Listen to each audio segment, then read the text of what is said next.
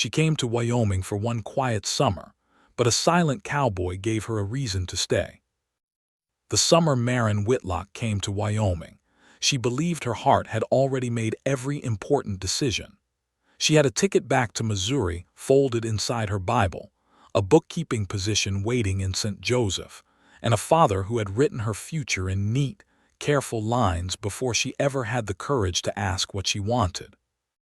But Wyoming had a way of taking quiet plans and laying them under a wide sky until they started to look small.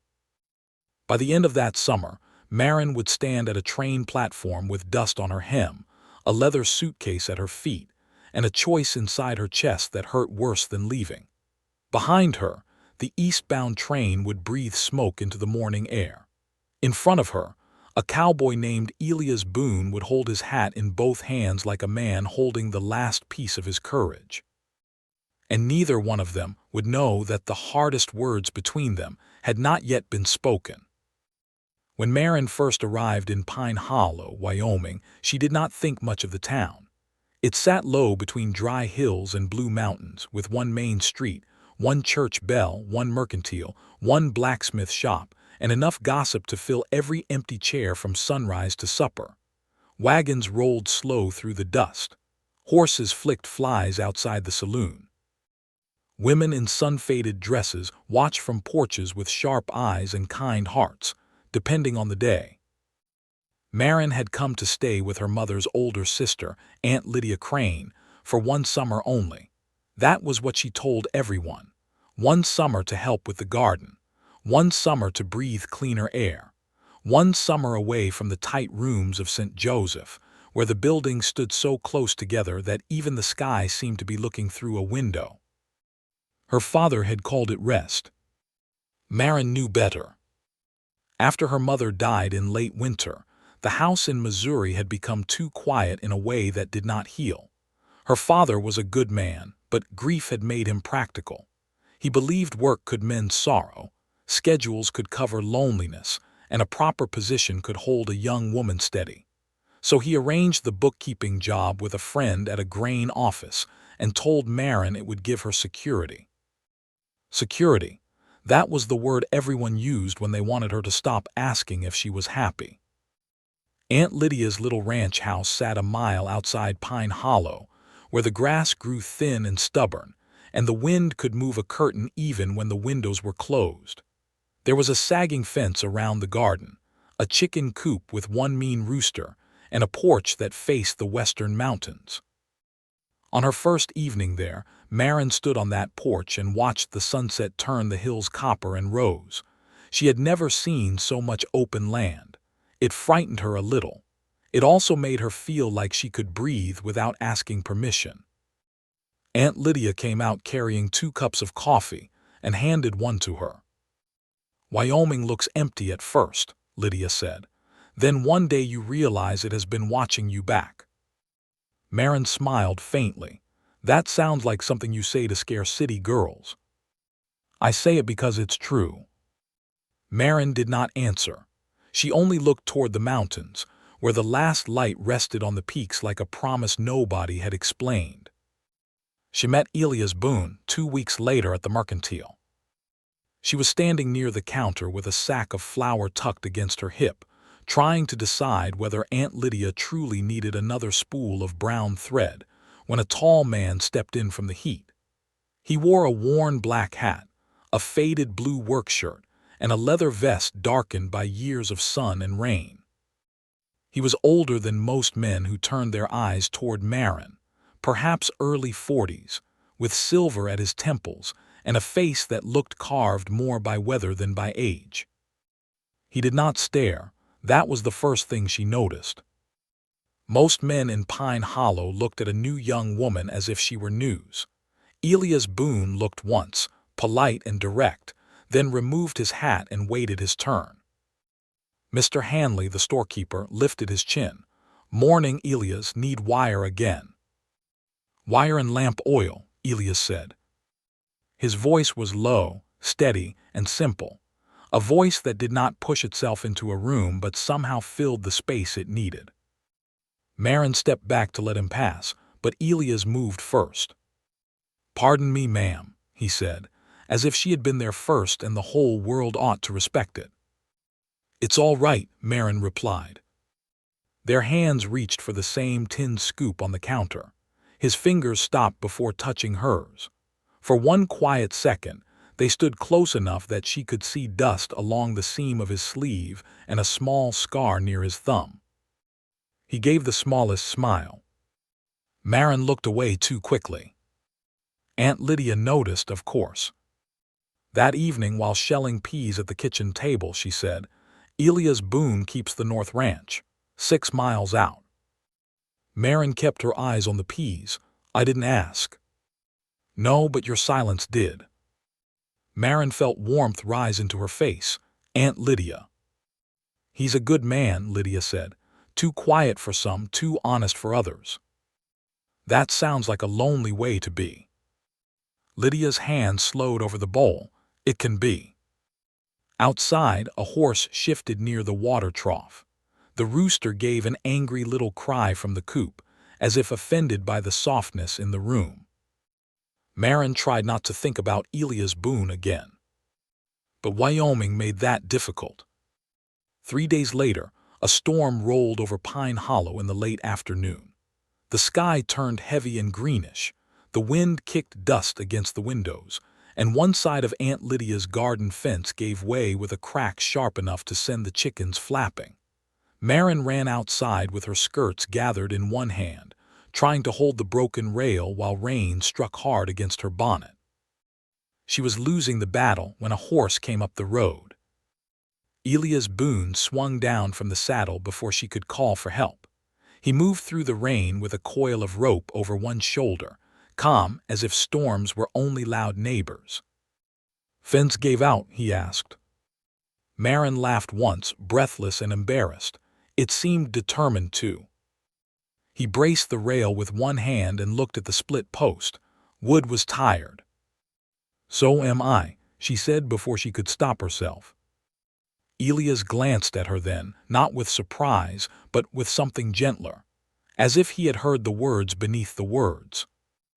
Aunt Lydia appeared at the door with a lantern in her hand, its flame shaking in the wind. "Elias Boone," she called, "if you fix that fence, I'll give you supper." He looked toward the porch. "I only came to return your hoe, found it near the creek road." Lydia raised one eyebrow, "Then return it after supper." For the first time, Maren saw his slow smile. It began in his eyes, quiet and reluctant, like sunlight finding its way under a door. "Yes, ma'am," he said. They fixed the fence in the rain. Maren held the lantern while Elias worked, his hands sure around the rope and wood. Once, the wind blew cold rain across her face, and he stepped slightly to block it without saying a word. It was such a small thing, so small she almost missed it. But her heart did not. Later, inside the warm kitchen, Aunt Lydia served stew, bread, and coffee. Elias sat across from Maren, his hat resting beside his chair, his wet sleeves rolled to the forearms. He spoke little, but when he did, everyone listened. He told Aunt Lydia the creek was running lower than it should. He said the winter might come early. He asked Maren if Missouri summers were as heavy as people claimed. "They are," Maren said. "The air feels like a wet blanket." "And here?" She looked through the window at the dark hills beyond the rain. "Here," she said slowly, "the air feels like it has somewhere to go." Elias looked at her for a long moment. "That's a fine way to put it." It was nothing, just a sentence across a table. Still, after he rode away that night, Maren stood at the kitchen window longer than she meant to, watching the small lantern on his saddle fade into the dark. Aunt Lydia came beside her and dried her hands on a towel. "Careful," she said softly. Maren did not turn. "Of what?" Lydia looked out into the rain. "Of summers that start feeling like home." She came to Wyoming for one quiet summer, but a silent cowboy gave her a reason to stay. The summer Maren Whitlock came to Wyoming, she believed her heart had already made every important decision. She had a ticket back to Missouri folded inside her Bible, a bookkeeping position waiting in St. Joseph, and a father who had written her future in neat, careful lines before she ever had the courage to ask what she wanted. But Wyoming had a way of taking quiet plans and laying them under a wide sky until they started to look small. By the end of that summer, Maren would stand at a train platform with dust on her hem, a leather suitcase at her feet, and a choice inside her chest that hurt worse than leaving. Behind her, the eastbound train would breathe smoke into the morning air. In front of her, a cowboy named Elias Boone would hold his hat in both hands like a man holding the last piece of his courage. And neither one of them would know that the hardest words between them had not yet been spoken. When Maren first arrived in Pine Hollow, Wyoming, she did not think much of the town. It sat low between dry hills and blue mountains, with one main street, one church bell, one mercantile, one blacksmith shop, and enough gossip to fill every empty chair from sunrise to supper. Wagons rolled slow through the dust. Horses flicked flies outside the saloon. Women in sun-faded dresses watched from porches with sharp eyes and kind hearts, depending on the day. Maren had come to stay with her mother's older sister, Aunt Lydia Crane, for one summer only. That was what she told everyone. One summer to help with the garden. One summer to breathe cleaner air. One summer away from the tight rooms of St. Joseph, where the buildings stood so close together that even the sky seemed to be looking through a window. Her father had called it rest. Maren knew better. After her mother died in late winter, the house in Missouri had become too quiet in a way that did not heal. Her father was a good man, but grief had made him practical. He believed work could mend sorrow, schedules could cover loneliness, and a proper position could hold a young woman steady. So he arranged the bookkeeping job with a friend at a grain office and told Maren it would give her security. Security. That was the word everyone used when they wanted her to stop asking if she was happy. Aunt Lydia's little ranch house sat a mile outside Pine Hollow, where the grass grew thin and stubborn, and the wind could move a curtain even when the windows were closed. There was a sagging fence around the garden, a chicken coop with one mean rooster, and a porch that faced the western mountains. On her first evening there, Maren stood on that porch and watched the sunset turn the hills copper and rose. She had never seen so much open land. It frightened her a little. It also made her feel like she could breathe without asking permission. Aunt Lydia came out carrying 2 cups of coffee and handed one to her. "Wyoming looks empty at first," Lydia said. "Then one day you realize it has been watching you back." Maren smiled faintly. "That sounds like something you say to scare city girls." "I say it because it's true." Maren did not answer. She only looked toward the mountains, where the last light rested on the peaks like a promise nobody had explained. She met Elias Boone 2 weeks later at the mercantile.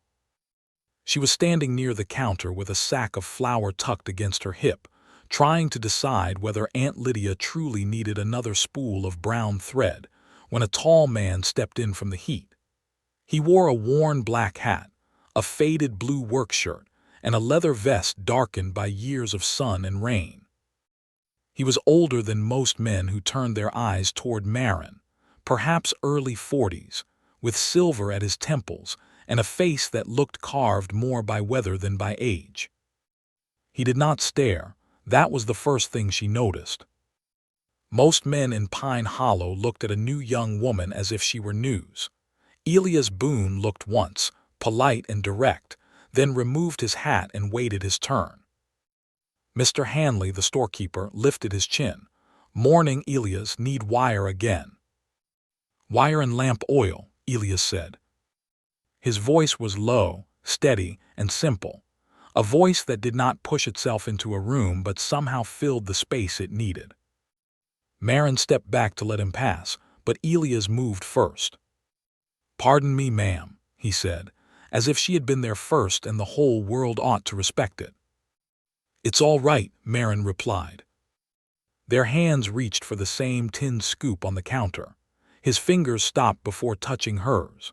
For one quiet second, they stood close enough that she could see dust along the seam of his sleeve and a small scar near his thumb. He gave the smallest smile. Maren looked away too quickly. Aunt Lydia noticed, of course. That evening, while shelling peas at the kitchen table, she said, "Elias Boone keeps the North Ranch, 6 miles out." Maren kept her eyes on the peas. "I didn't ask." "No, but your silence did." Maren felt warmth rise into her face. "Aunt Lydia." "He's a good man," Lydia said. "Too quiet for some, too honest for others." "That sounds like a lonely way to be." Lydia's hand slowed over the bowl. "It can be." Outside, a horse shifted near the water trough. The rooster gave an angry little cry from the coop, as if offended by the softness in the room. Maren tried not to think about Elias Boone again. But Wyoming made that difficult. 3 days later, a storm rolled over Pine Hollow in the late afternoon. The sky turned heavy and greenish. The wind kicked dust against the windows, and one side of Aunt Lydia's garden fence gave way with a crack sharp enough to send the chickens flapping. Maren ran outside with her skirts gathered in one hand, trying to hold the broken rail while rain struck hard against her bonnet. She was losing the battle when a horse came up the road. Elias Boone swung down from the saddle before she could call for help. He moved through the rain with a coil of rope over one shoulder, calm as if storms were only loud neighbors. "Fence gave out?" he asked. Maren laughed once, breathless and embarrassed. It seemed determined to. He braced the rail with one hand and looked at the split post. Wood was tired. "So am I," she said before she could stop herself. Elias glanced at her then, not with surprise, but with something gentler, as if he had heard the words beneath the words. Aunt Lydia appeared at the door with a lantern in her hand, its flame shaking in the wind. "Elias Boone," she called, "if you fix that fence, I'll give you supper." He looked toward the porch. "I only came to return your hoe, found it near the creek road." Lydia raised one eyebrow, "Then return it after supper." For the first time, Maren saw his slow smile. It began in his eyes, quiet and reluctant, like sunlight finding its way under a door. "Yes, ma'am," he said. They fixed the fence in the rain. Maren held the lantern while Elias worked, his hands sure around the rope and wood. Once, the wind blew cold rain across her face, and he stepped slightly to block it without saying a word. It was such a small thing, so small she almost missed it. But her heart did not. Later, inside the warm kitchen, Aunt Lydia served stew, bread, and coffee. Elias sat across from Maren, his hat resting beside his chair, his wet sleeves rolled to the forearms. He spoke little, but when he did, everyone listened. He told Aunt Lydia the creek was running lower than it should. He said the winter might come early. He asked Maren if Missouri summers were as heavy as people claimed. "They are," Maren said. "The air feels like a wet blanket." "And here?" She looked through the window at the dark hills beyond the rain. "Here," she said slowly, "the air feels like it has somewhere to go." Elias looked at her for a long moment. "That's a fine way to put it." It was nothing, just a sentence across a table. Still, after he rode away that night, Maren stood at the kitchen window longer than she meant to, watching the small lantern on his saddle fade into the dark. Aunt Lydia came beside her and dried her hands on a towel. "Careful," she said softly. Maren did not turn. "Of what?" Lydia looked out into the rain. "Of summers that start feeling like home." After the storm, Elias Boone came to Aunt Lydia's place more often. At first, there was always a reason: a loose hinge on the garden gate, a section of fence that needed a stronger brace, a wagon wheel that had started making a tired sound, a sack of feed Aunt Lydia claimed she could not lift, though Maren had seen her carry heavier things without a single complaint. Elias never questioned the reasons. He would ride up in the late afternoon, dust on his boots and the sun behind his shoulders, and Aunt Lydia would call from the porch as if his arrival surprised her every time. "Well, Elias, since you're here." And Elias would answer, "Yes, ma'am," with that small, knowing smile that said he understood more than he was willing to say. Maren tried to remain sensible about it. She told herself he was only being neighborly. In the West, people helped each other because they had to. A broken fence could mean lost chickens. A weak gate could mean a ruined garden. A woman living alone needed good neighbors, and Elias Boone was simply the kind of man who showed up. But he did not look at Aunt Lydia the way he looked at Maren. He did not pause near the porch rail when Lydia spoke, listening as if every small word deserved a place to land. He did not take books from Lydia's shelf and turn them over carefully, asking whether the ending was worth the beginning. He did not stand in the garden path with Lydia while the sun fell behind the hills and say nothing in a way that felt fuller than talk. No, those things were for Maren. And that was what frightened her. Because Maren was only there for the summer. Every morning, she reminded herself of that while pulling weeds in the garden or washing cups at the basin. Every afternoon, when the wind ran through the grass and brought the smell of sage and horse sweat, she reminded herself again. Every night, when the mountains turned purple beyond the porch and the first stars came out clean and sharp, she reminded herself hardest of all. She belonged to St. Joseph. She had a job waiting. She had a father waiting. She had a proper life waiting, one with straight lines and safe walls and no cowboys who made silence feel like a promise. One Thursday, Elias arrived with a wrapped bundle under his arm. Aunt Lydia was in the kitchen, pretending to be busy with preserves. Maren was on the porch, mending a tear in one of her gloves. She looked up when his horse stopped near the steps. "You're early," she said. He swung down and tied the reins to the post. "I can leave and come back later if that suits your schedule." She tried not to smile. That would be foolish. I try not to be foolish twice in one day. Only once. When I can help it. It was the longest joke she had heard from him, and it caught her off guard. She laughed, not loudly, but with enough warmth that Elias looked down at the dust near his boots, as if the sound had landed somewhere private. He came up the steps and offered the bundle. "For you," he said. Maren's fingers paused over the thread. "For me." He nodded. She took it carefully.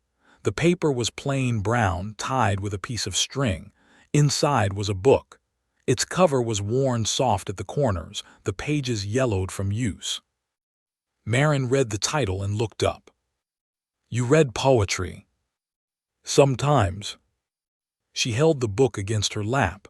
"I would not have guessed that." "No reason you should." "Where did you get it?" "Cheyenne 6 years ago. Bought it because the man at the table said nobody wanted it."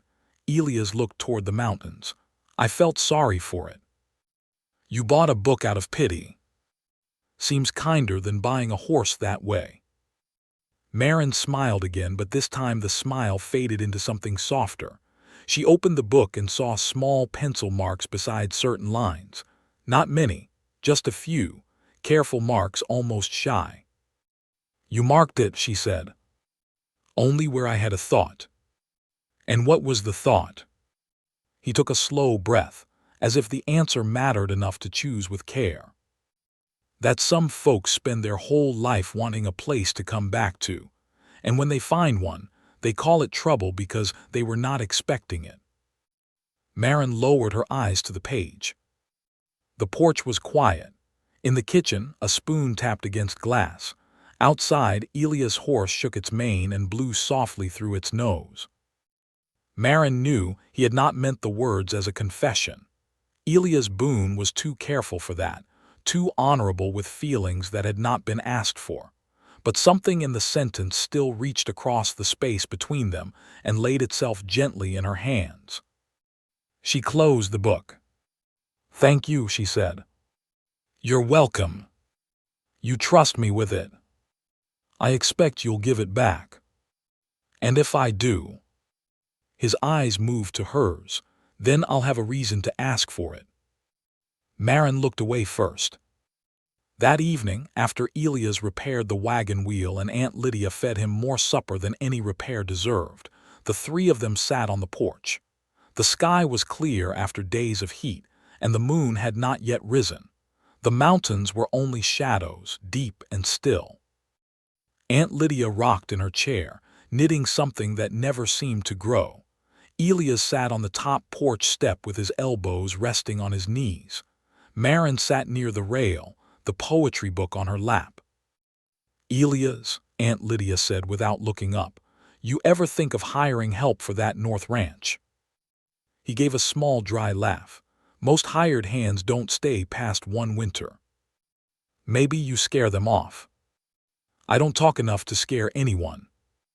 That can scare people worse, Lydia said. Maren listened quietly. She had heard pieces about Elias from town, but never much. People respected him, that was clear. But respect in a small town often came wrapped with distance. They said he had built his ranch by hand. They said he had come west alone.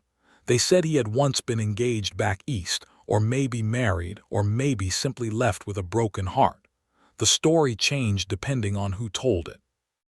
Maren did not want the town's version. She wanted his. But wanting that felt dangerous. Aunt Lydia went inside before the stars grew thick, claiming she needed to check the stove. She did not come back. Maren remained in her chair. Elias stayed on the step. For a while, neither of them spoke. Then Maren said, "Why did you come to Wyoming?" Elias looked toward the dark fields. The question seemed to settle over him slowly. He did not answer at once. Maren almost told him he did not have to, but before she could, he spoke. Because Virginia had too many ghosts. She turned her face toward him. My father died there, he said. My mother before him. My older brother took the farm and did not ask if I wanted any part of it. I suppose I could have fought him over it, but by then the place felt more like a grave than a home. His voice remained steady, but his hands were clasped tight between his knees. So you left. I came west with a saddle, $40, and more pride than sense. And found Pine Hollow. Found work first, then land, then winter found me. He gave a faint smile. Winter was the more honest of the three. Maren watched him in the lantern glow. The side of his face was shadowed. The silver at his temple caught the light. Were you lonely? She asked softly. Elias looked down. Sometimes. The answer was quiet enough that the porch seemed to lean closer. Maren thought of St. Joseph, of the apartment she had not yet moved into, of the bookkeeping desk waiting for her like a chair in a room where nobody knew her heart. She thought of her father saying, "You will be safe there, Maren. You will be provided for." Safe. Provided for. Words that sounded warm, until you realized they did not mean loved. She opened the poetry book again, though it was too dark to read. I think people can be lonely even when they are not alone, she said. Elias turned his head. Maren kept her eyes on the unreadable page. After my mother died, everyone came to the house. Women from church, neighbors, my father's friends. There was always someone bringing food, folding sheets, speaking kindly. And still, I felt like I was standing on the far side of a river no one else could see. Elias did not offer comfort quickly. He did not rush into easy words. He only sat there, quiet and present, and somehow that felt better. After a long moment, he said, "Your mother must have been a good woman." She was, Maren swallowed. She used to say I asked too many questions for a girl who wanted peace. Maybe you never wanted peace. Maren looked at him then. Elias' eyes were steady. Maybe you wanted truth, he said. The words struck her harder than she expected. She held the book against her lap, fingers tightening along the worn cover. The kitchen door creaked behind them, though Aunt Lydia did not step out. The lantern by the window flickered in the wind. Somewhere beyond the fence, a coyote called from the low hills. Maren knew she should say something light, something sensible, something that would put the evening safely back where it belonged. Instead, she whispered, "Truth can cost too much."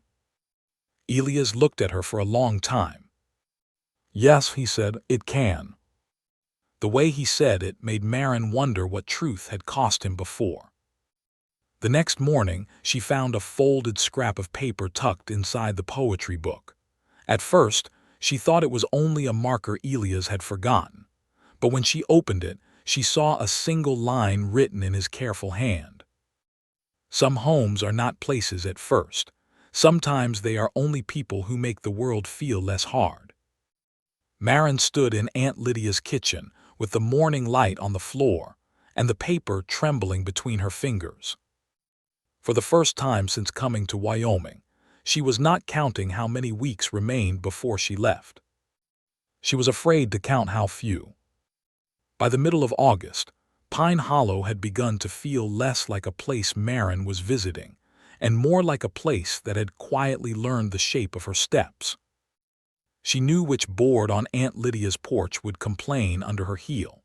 She knew that Mr. Hanley at the Mercantile kept the better coffee under the counter for customers he liked. She knew the church bell rang a little flat on Sundays, and that the blacksmith's youngest boy always fed sugar to horses when he thought no one was watching. And she knew the sound of Elias Boone's horse before it reached the gate. That knowledge troubled her most. A person should not learn a temporary thing too well. That was what Maren told herself while pinning sheets to the wash line or slicing apples for Lydia's preserves. But the heart was a poor listener. It kept noticing what the mind tried to pass by. Elias' visits were no longer explained by broken fences or loose hinges. Sometimes he brought eggs from Mrs. Tully because he was passing near. Sometimes he brought a small sack of beans from town because Aunt Lydia had mentioned she might need them. Once, he came only to return a cup Lydia had sent stew in, though everyone knew a cup did not need a rider to travel 6 miles. Aunt Lydia accepted every excuse with grave politeness.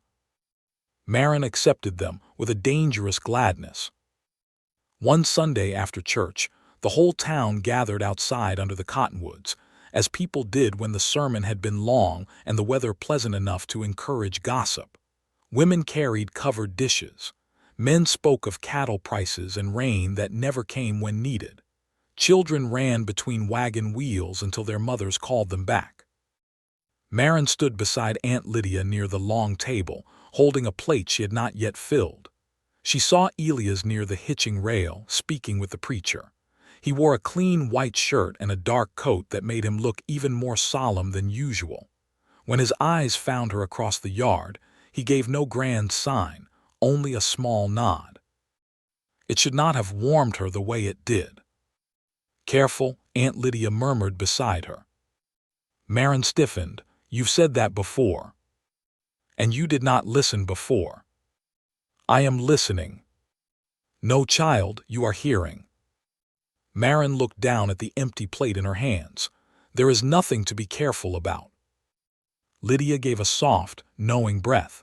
"That is what people say right before there is." Before Maren could answer, a woman in a pale yellow dress stepped close with a smile too polished to be kind. Her name was Beatrice Bell, widow of a feed merchant and owner of more opinions than anyone had asked for. She had taken an interest in Maren from the first week, not out of friendship, but because new people gave her fresh material. "Miss Whitlock," Beatrice said, "I hear you are returning east in September." Maren forced a polite smile. "That is the plan. The city will suit you better, I imagine. A young woman with education should not bury herself out here among dust and cattle." Aunt Lydia's face hardened, but Maren answered before her. "I do not feel buried." Beatrice's eyes moved toward Elias at the hitching rail, then back to Maren. "No, perhaps not yet." The words were soft, but they carried a sting.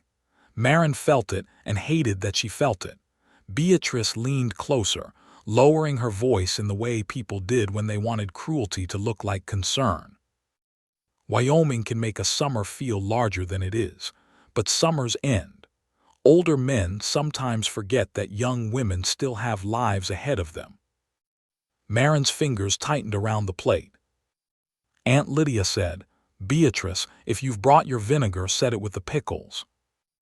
Beatrice smiled thinly and moved away. Maren stood very still. It was not only the insult that troubled her, it was the fear underneath it. Beatrice had said aloud what Maren had been trying not to name. She was 23. Elias was 42. She had a future already waiting in Missouri, and he had roots sunk deep into Wyoming soil. People would talk. Her father would object. The town would watch. And Elias, honorable as he was, might never ask her to carry the weight of all that. Across the yard, Elias looked toward her again. This time his expression changed just slightly. He must have seen something in her face. Maren turned away and set her untouched plate on the table. The rest of the afternoon passed around her without entering her. She answered when spoken to. She smiled when expected, but inside something had begun to pull tight. That evening, Elias came to Aunt Lydia's house with a small crate of peaches balanced against his hip. "Mrs. Crane asked for these," he said when Maren opened the door. Maren knew Lydia had asked for no such thing. "She's in the back," Maren said. Elias studied her face. "Are you all right?" The question was simple. That made it harder. "I'm fine." His eyes stayed on hers.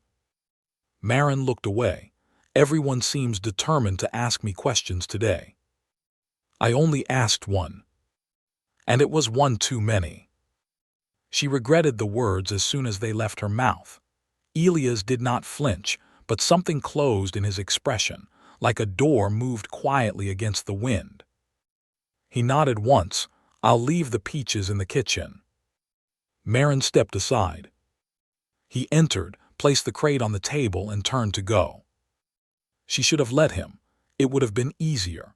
But when his hand touched the door latch, the thought of him riding away with hurt hidden behind silence made her chest ache. "Elias," she said. He stopped but did not turn at once. Maren swallowed. "I'm sorry." He turned then. She folded her hands together to keep them from shaking.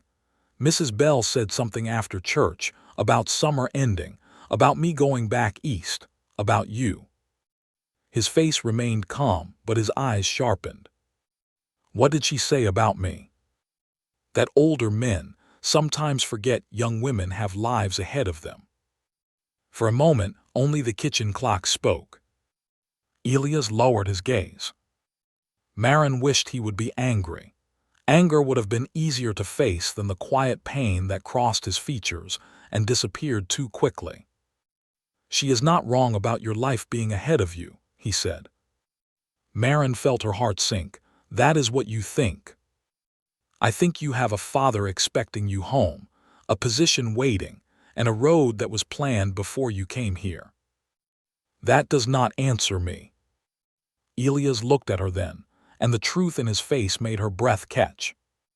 "What answer are you asking for, Maren?" She had no safe reply. The kitchen seemed suddenly too small. The late light came through the window and touched the peach crate on the table, turning the fruit gold and soft. Outside, Aunt Lydia's hens scratched near the back step, unaware that anything in the world had shifted. Maren's voice lowered. "I don't know anymore." Elias closed his hand around the brim of his hat. "Then you should be careful with what you decide while you don't know." "Everyone keeps telling me to be careful." "Maybe because leaving is hard enough without giving yourself more to grieve." The words struck between them. Maren stared at him. "Is that what I am doing?" Elias looked away toward the window. "I don't know," he said. "I only know I am." The confession was so quiet that, for a second, Maren wondered if she had imagined it. Then the back door opened, and Aunt Lydia stepped inside carrying a basket of beans. She paused at once, reading the room with one glance. "Well," she said softly, "I see the peaches arrived." Neither Maren nor Elias answered. Aunt Lydia set the basket down. "Elias, stay for supper." He put his hat on slowly. "Thank you, ma'am, not tonight." Maren took one step forward. "Elias." He looked at her and there was no anger in him. That made it worse. Only restraint. Only a kindness painful enough to feel like distance. "I'll come by later in the week to mend the south gate," he said. "The south gate is not broken," Aunt Lydia said. A faint sadness touched his mouth. "No, ma'am," he replied. "I suppose it is." Then he stepped out into the evening and rode away. Maren stood at the door long after the sound of his horse faded down the road. Aunt Lydia did not rush to comfort her. She only moved to the stove and began setting supper as if some sorrows needed space before they could be touched. At last, Maren turned from the window. "I heard him," she whispered. Lydia's hand stilled over the kettle. "Yes." Maren pressed her lips together. "And I think he was already hurting before I said a word." Lydia looked at her with an old sadness in her eyes. "That man has spent 20 years teaching himself not to ask for what he might lose." Maren's throat tightened. "Why?" Aunt Lydia was quiet for so long that Maren thought she would not answer. Then Lydia opened the cupboard, took down a small tin box, and set it on the table. Her fingers rested on the lid. "There are parts of Elias Boone's story this town only guesses at," she said, "but I know a little more than most." Maren looked at the box. Inside it, something shifted softly when Lydia moved it closer. A letter. Old, folded, and tied with blue thread. Lydia's voice dropped. "Before Elias came to Wyoming, he once loved a woman who promised to follow him west." Maren could not move. Outside, the last light slipped from the hills, and in the sudden quiet, the past seemed to step into the kitchen like it had been waiting at the door all along. Aunt Lydia did not open the tin box right away. She sat at the kitchen table with both hands resting on the lid, looking older than she had a moment before. The lamplight made deep lines around her mouth and eyes, lines Maren had never paid much attention to until now. Outside, the Wyoming evening settled heavy over the house. The hens had gone quiet. The wind moved along the walls with a low, patient sound. Maren stood across from her, afraid to ask and more afraid not to. "Who was she?" Maren said. Lydia's thumb moved over the edge of the box. "Her name was Abigail Rowan." The name entered the room softly, but it changed everything. Maren sat down because her legs suddenly felt uncertain. "Did Elias love her?" "Yes," Lydia said, "in the way a young man loves when he has not yet learned how much the world can take." Maren looked at the folded letter tied with blue thread, and she promised to come west. Lydia nodded. Elias was 22 then, still in Virginia. His father had died, his brother had taken over the farm, and Elias wanted a life that belonged to him.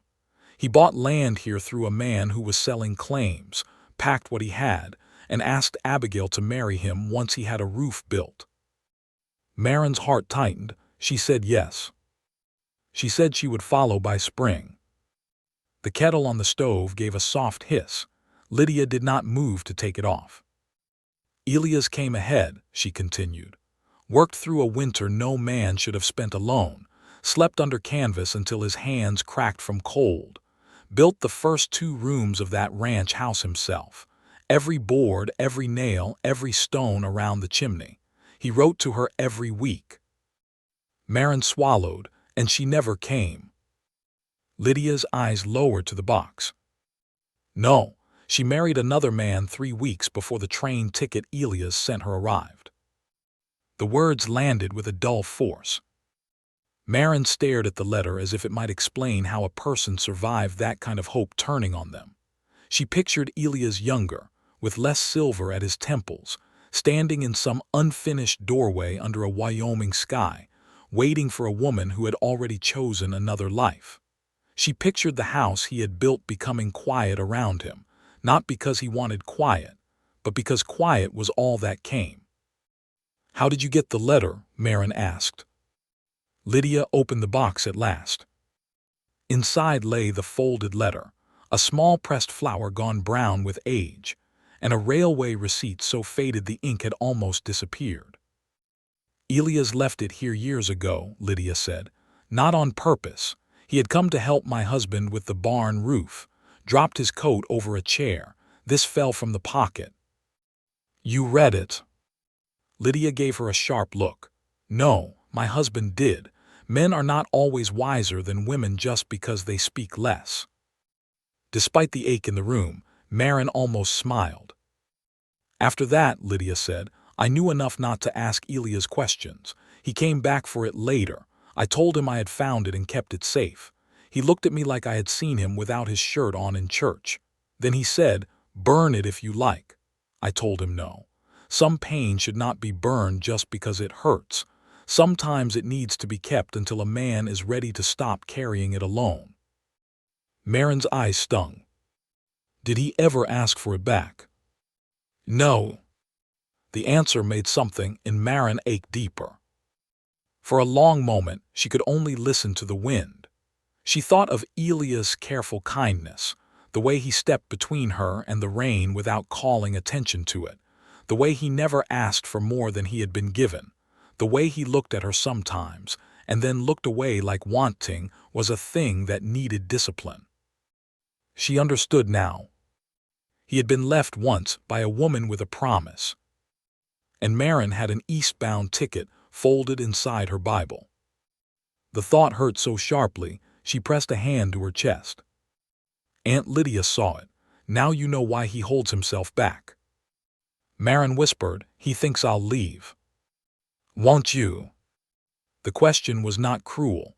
That made it impossible to resent. Maren rose from the table and walked to the window. Outside, the yard had gone blue with dusk. The fence Elias had fixed still stood strong along the garden, the new rope pale against the old wood.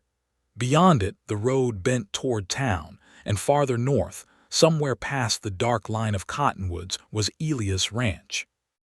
"I don't know," Maren said. Lydia closed the tin box. "Then do not make him believe you do."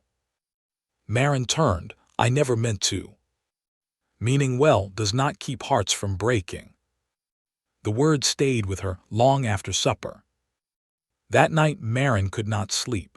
She lay under a thin quilt while the wind moved across the roof and the house made small settling sounds around her. On the chair beside her bed sat the poetry book Elias had given her. The folded scrap of paper was tucked safely inside. Some homes are not places at first. She had read the lines so many times the words seemed writ inside her own heart. At midnight she rose, lit a small lamp, and took out her Bible from the trunk.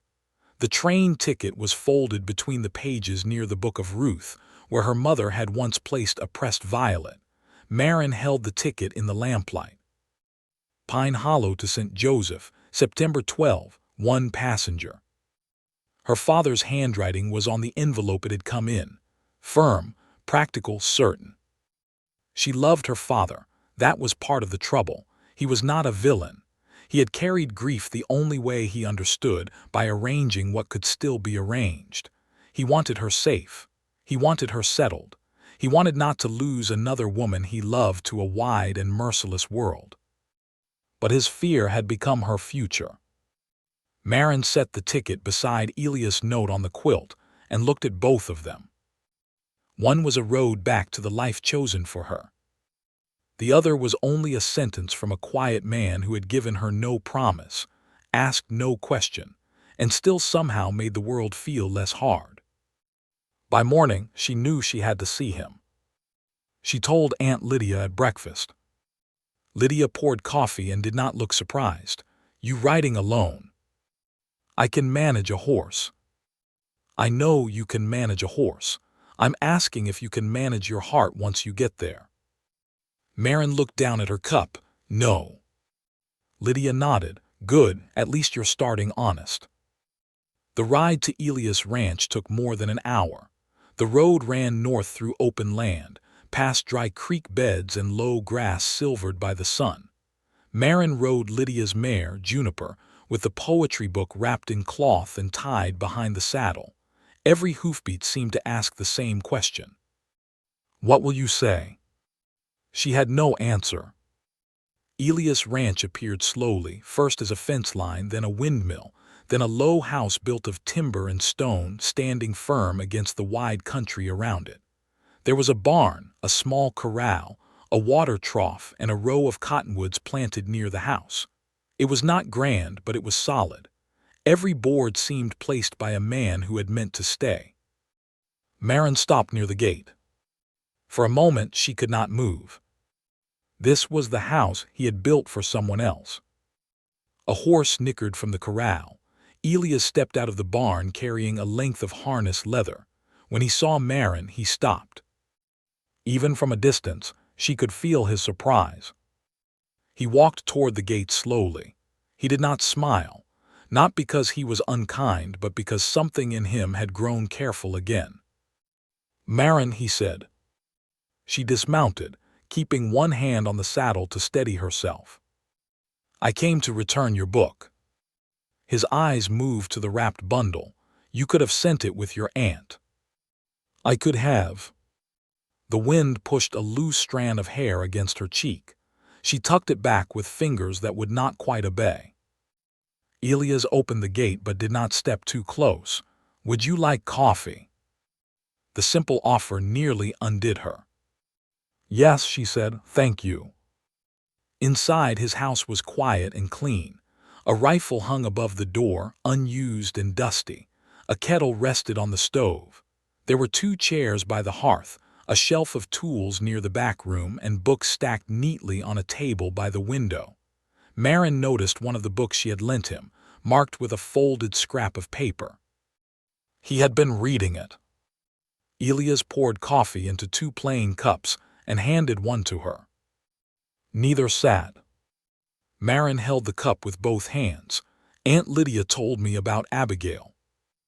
Elias went still. For a moment the room seemed to lose all sound. Then he set his cup down. "She should not have. She thought I needed to understand." His face hardened, not in anger but in old protection. "It is not a story that needs telling." "No," Maren said softly, "but it explains why you looked at me last night like I was already gone." His jaw tightened. She took a step closer. "Elias, I am sorry." He gave a short breath. "You have nothing to be sorry for." "Yes, I do. Maybe not for leaving. Maybe I still have to leave. I don't know. But I am sorry for pretending this summer was simple when it has not been simple for either of us." His eyes lifted to hers. The silence between them was full of everything both had been avoiding. Maren placed the wrapped book on the table. "I found your note inside. I should not have left it there. I'm glad you did." He looked away toward the window. "Maren." She heard the warning in his voice, not against her, against hope. "I am not Abigail," she said. His face changed then, just a little, enough. "I know that," he said. "Do you?" He did not answer. Maren's throat tightened. "Because sometimes I think you are trying so hard not to ask me for anything that you do not see what you are giving me." Elias looked back at her, and for the first time since she arrived, his restraint seemed to crack. "What am I giving you?" She held his gaze. "A reason to wonder if the life waiting for me is truly mine." The words hung in the room like a match struck in darkness. Elias closed his eyes for one brief second, as if the truth had touched a wound he had kept covered for 20 years. When he opened them, he spoke quietly. "Wondering is not enough to build a life on." "I know." and staying because you are moved by a summer would not be fair to you. I know that too. His voice roughened. Then tell me what you want from me. Maren's answer caught in her chest. Before she could speak, a horse came hard into the yard outside. Hooves struck the dirt fast. A man called Elias' name. Both of them turned. Through the window, Maren saw a rider from town pulling up near the porch, his face pale under his hat. Elias opened the door. It was Mr. Hanley from the Mercantile, breathing hard. "Elias," he said, glancing once at Maren, "there's a telegram come for Miss Whitlock from Missouri." Maren's hand tightened around her cup. Mr. Hanley swallowed. "It says her father is coming to Pine Hollow." For a moment, Maren did not understand the telegram. The words reached her ears, but they seemed to belong to some other young woman in some other room. Her father was coming to Pine Hollow. Her father, who disliked travel, who believed business should be handled by letter, who had not once left Missouri since her mother's burial. Elias stood in the doorway with one hand on the frame, his face unreadable. Mr. Hanley held the folded telegram like it had burned his fingers. "It came through just before noon. I thought it best to bring it straight out." Maren set her coffee cup on the table carefully. If she did not move slowly, she feared something inside her might break open. "May I see it?" Mr. Hanley handed it over. The message was short, stiff, and unmistakably her father. "Arriving Pine Hollow Friday. Matters concerning your future must be settled in person. Do not make any decision before I arrive. Father." Maren read it twice. Then a third time. "Do not make any decision before I arrive." A strange chill moved through her, though the room was warm. Her father did not know what decision she was facing. Not truly. He only sensed distance growing between her and the life he had arranged. Perhaps her last letter had given too much away. Perhaps fathers could hear rebellion even through polite sentences. Elias closed the door behind Mr. Hanley after thanking him. The man rode off, leaving dust hanging in the yard and a heavy silence inside the house. Maren folded the telegram along its old creases. "He's coming Friday," she said. Elias nodded. "That gives you 2 days." 2 days? 2 days until her father arrived with his pressed coat, his practical voice, and his grief hidden so deep inside duty that no one could reach it. 2 days until the life waiting in Missouri stepped off the train and looked Wyoming in the eye. Maren turned toward Elias. "I should go back to Aunt Lydia's. I'll saddle your mare." His answer was immediate, too immediate, as if retreat was the only honorable thing he could offer. "Elias." He stopped near the door. She hated the distance that had returned between them. It had not been there when she said she was not Abigail. It had not been there when she told him he had given her a reason to wonder. But now it stood in the room like a wall, built from telegram paper and old fear. "What are you thinking?" she asked. He kept his hand on the latch. "I'm thinking your father has the right to speak with you." "That is not what I asked." His shoulders rose with a slow breath. "I'm thinking," he said quietly, "that a man ought not stand between a daughter and her father." Maren felt anger flare, not hot and wild but sharp with hurt. And what if the daughter is already standing somewhere of her own choosing? Elias turned then. His eyes were steady but pain moved beneath them. "Are you?"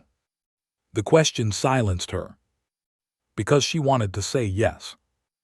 She wanted to stand in that house with its 2 chairs by the hearth, with books on the table and wind at the windows, and say yes with every breath she had. But wanting was not the same as choosing, and choosing meant more than staying because a quiet man made her feel seen. It meant facing her father. It meant refusing the life that had been built for her out of love and fear. It meant accepting the weight of Elias' years, his loneliness, his land, his past, and the town's whispers. It meant knowing her own heart well enough to trust it. Maren looked down at the telegram. "I don't know how to answer that yet," she whispered. Elias' face softened, but only with sadness. "Then you should not answer it here." He saddled Juniper without another word. Maren stood by the porch while he checked the girth, his hands careful and practiced. The afternoon sun made the yard bright, almost painfully so. A hawk circled high above the north pasture. Somewhere near the barn, a loose chain tapped against wood in the wind. When Elias handed her the reins, his fingers brushed hers. Neither of them moved for a second. Then he let go. "I'll ride halfway with you," he said. "You don't have to." "I know." They rode in silence across the open land. The sky was wide and blue, the grass bending in long silver waves.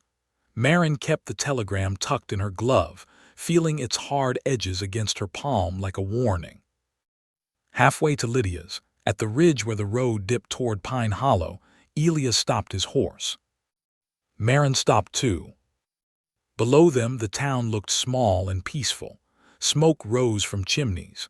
The church steeple pointed toward heaven as if it had never witnessed a single troubled heart. Far beyond town, the railroad line cut across the land, thin and dark. Elias looked toward it. "When I first came here," he said, "I used to hate that track." Maren turned to him. "Why?" "Because every train meant someone might come, and every train meant someone might not." She understood. "Abigail." Elias' mouth tightened faintly. "After a while I stopped listening for it." Maren's fingers closed around the reins. "And now?" He looked at her. The wind moved between them. "Now I hear it again," he said. The simplicity of it hurt more than any grand confession could have. Maren wanted to reach for him. She wanted to say she would not leave. She wanted to say that whatever happened Friday, she would not let fear speak for her. But his own words came back to her. Wondering is not enough to build a life on. So she only said, "I don't want to hurt you." Elias gave the saddest kind of smile. That is not always something a person can promise. "No," she whispered, "I suppose it is." He touched the brim of his hat. "I'll see you in town Friday if you want me there." Maren searched his face. "Would you come?" "If you ask." She nodded slowly. "Then I'm asking." Something changed in his eyes. Not relief exactly. More like a man accepting a burden because the person who gave it to him mattered. "I'll be there," he said. Maren rode the rest of the way alone. At Aunt Lydia's house, she found her aunt sitting on the porch with a bowl of green beans in her lap.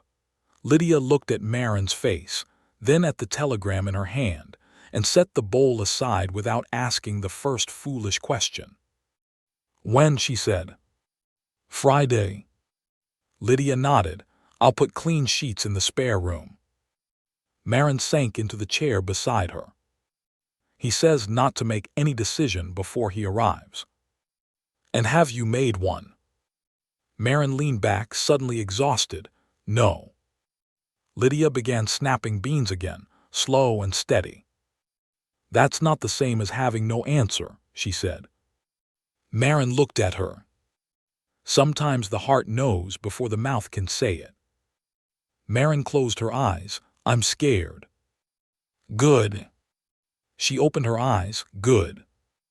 Fear means you understand the cost. It does not mean you are wrong. That evening, Maren wrote a letter to her father, though she knew he was already on his way. She wrote it because there were things she could say more clearly to paper than to a man whose disappointment she had feared all her life. "Dear Father," she began. Then she stopped. For a long while she listened to the night sounds outside the window, the crickets in the grass, the soft thud of Juniper shifting in the shed, Aunt Lydia moving quietly in the kitchen. In the distance, faint and low, a train whistle crossed the dark. Maren dipped her pen again. "I know you want me safe," she wrote, "but I am beginning to understand that a safe life and a true life are not always the same." Her hand trembled after the sentence. She did not tear the page. If this moment touched your heart, stay with the story, because Maren's hardest choice is still ahead, and sometimes the person who loves you most is the one you must finally stand against.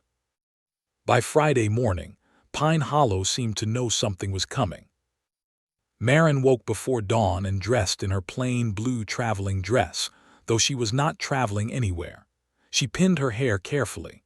She placed her mother's small silver brooch at her collar, the one shaped like a wildflower. Then she took the train ticket from her Bible and slipped it into her pocket.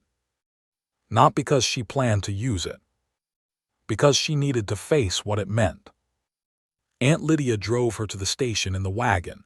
Neither spoke much. The morning was bright and cool, with a wind that smelled faintly of dust and coming autumn. Pine Hollow's main street was already stirring. Men stood outside the mercantile. Mrs. Bell watched from beneath the awning with sharp curiosity. Mr. Hanley pretended to sweep the same patch of board twice. Elias was waiting near the far end of the platform. He wore a dark coat and held his hat in his hands. Maren's breath caught. He had come because she asked. Not to claim her, not to stand over her, not to make a scene. Only to be there. Aunt Lydia touched Maren's arm. "Remember, child, speak plain, even if your voice shakes." The westbound train screamed in the distance. Maren stepped onto the platform. Steam rolled along the track as the train pulled in, iron wheels shrieking, black smoke lifting into the clean Wyoming sky. Doors opened. Passengers climbed down. Then Maren saw him. Thomas Whitlock stepped onto the platform in a gray traveling suit, his beard trimmed neat, his eyes tired from the long journey. He looked older than when she had left Missouri. Grief had taken weight from his face and put it into his shoulders. For one brief second, Maren did not see the man who had arranged her life. She saw only her father. And that made everything harder. His eyes found her, then they moved past her. To Elias Boone. The platform seemed to grow still around them. Thomas Whitlock's face tightened. "Maren," he said, his voice controlled and cold, "tell me this is not the reason you have forgotten where you belong." Thomas Whitlock's words cut through the steam and iron noise like a blade drawn quietly from its sheath. "Maren, tell me this is not the reason you have forgotten where you belong." The platform did not truly fall silent. The train still hissed. Porters still unloaded trunks. A child cried near the baggage cart. Horses shifted along the rail beyond the station fence. But for Maren, every sound seemed to move far away. Her father stood before her with dust on his polished boots and worry hidden under anger. His eyes held on Elias Boone as if the man were not a person, but a danger wearing a coat. Elias did not step forward. He did not defend himself. He only stood near the far end of the platform, hat in hand, his face calm in the way men look calm when they are taking a blow without raising an arm. Maren felt the train ticket in her pocket. For one terrible second, she was a girl again in her father's house, afraid of disappointing him. She remembered him sitting alone at the kitchen table after her mother's funeral, one hand wrapped around a cold cup of coffee, the other pressed against his brow. She remembered thinking she must not add to his sorrow. She must be good, useful, steady. She must become the kind of daughter who did not make life harder. Now he looked at her with the same tired eyes, and all that old duty rose inside her like floodwater. Aunt Lydia touched her elbow gently.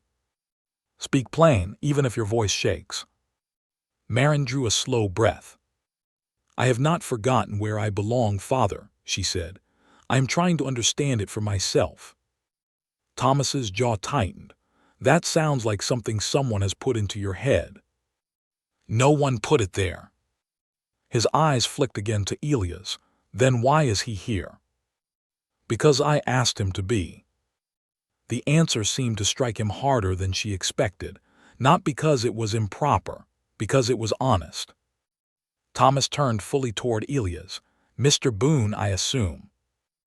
Elias gave a slight nod. "Yes, sir. I am Thomas Whitlock." "I know. I doubt you know much of anything that matters." A murmur moved through the few townspeople close enough to hear. Mrs. Bell had drifted near the station steps, pretending to adjust her gloves. Mr. Hanley watched from the baggage door with a look of helpless concern. Maren stepped forward. "Father." But Thomas did not look at her.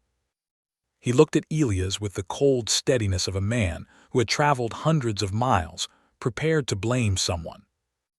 "My daughter is young," Thomas said. "She came here grieving. She came here tired.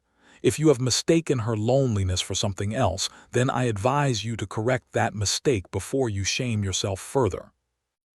Elias' hand closed slightly around the brim of his hat. Maren felt heat rise in her face. "That is enough." Her father turned.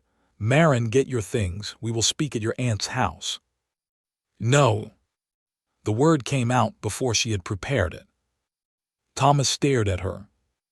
Maren's heart hammered, but she did not take it back. "No," she repeated, softer but stronger. "You will not speak of him like that." Thomas's eyes changed. Pain moved through them, fast and bright, then hardened into control. "So it is him." "It is not only him." "What does that mean?" "It means I was unhappy before I came here." He looked as if she had slapped him. Aunt Lydia lowered her gaze, but she did not interrupt. Maren continued, because if she stopped now, fear would gather its strength again. "I know you arranged the bookkeeping position because you wanted me safe. I know you sent me here because you thought a summer with Aunt Lydia would settle me. I know you have done everything you thought was right since Mother died." Her voice trembled on the word mother. Thomas's face softened for half a breath, then closed again. Maren swallowed. "But I have been living inside your fear, Father, not my own life. Yours, the one you chose because you could not bear losing anything else." Thomas looked away toward the train. The words had found him. She could see it. That made saying the rest nearly impossible. "I love you," she said, "but I cannot spend the rest of my life proving I am safe just so you can sleep at night." No one moved. Elias' eyes lowered, as though those words were too private for him to witness. Aunt Lydia's fingers tightened around her handbag. Mrs. Bell no longer pretended not to listen. Thomas drew himself up. "You think this is love?" he asked. "A summer on a porch, a few kind words from a man old enough to know better. Maren, you are confusing comfort with destiny." Maren looked toward Elias. His face did not change, but his eyes held a quiet warning. He would not ask her to fight for him while she was still unsure. He would rather lose her than take advantage of her confusion. That truth gave her strength and hurt her at the same time. "I do not know what it is yet," she said. "Not fully, but I know it is not foolish." Thomas gave a bitter little laugh. "You do not know? Then why are we having this conversation on a public platform?" "Because you made it public when you accused him." Her father's mouth pressed into a thin line. Then he looked again at Elias. "And what are your intentions toward my daughter?" The question came hard, formal, almost old-fashioned. Elias finally stepped closer. He moved slowly, stopping with enough distance between them to show respect. He placed his hat against his chest.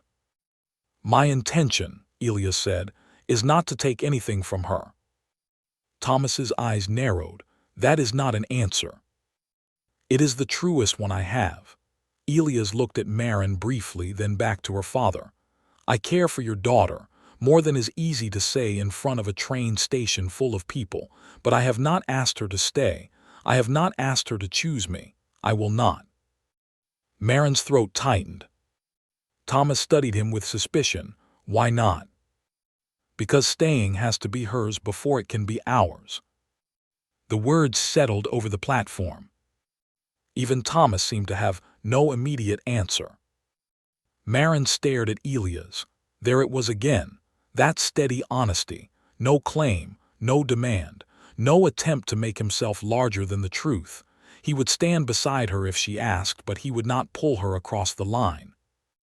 Thomas looked away first.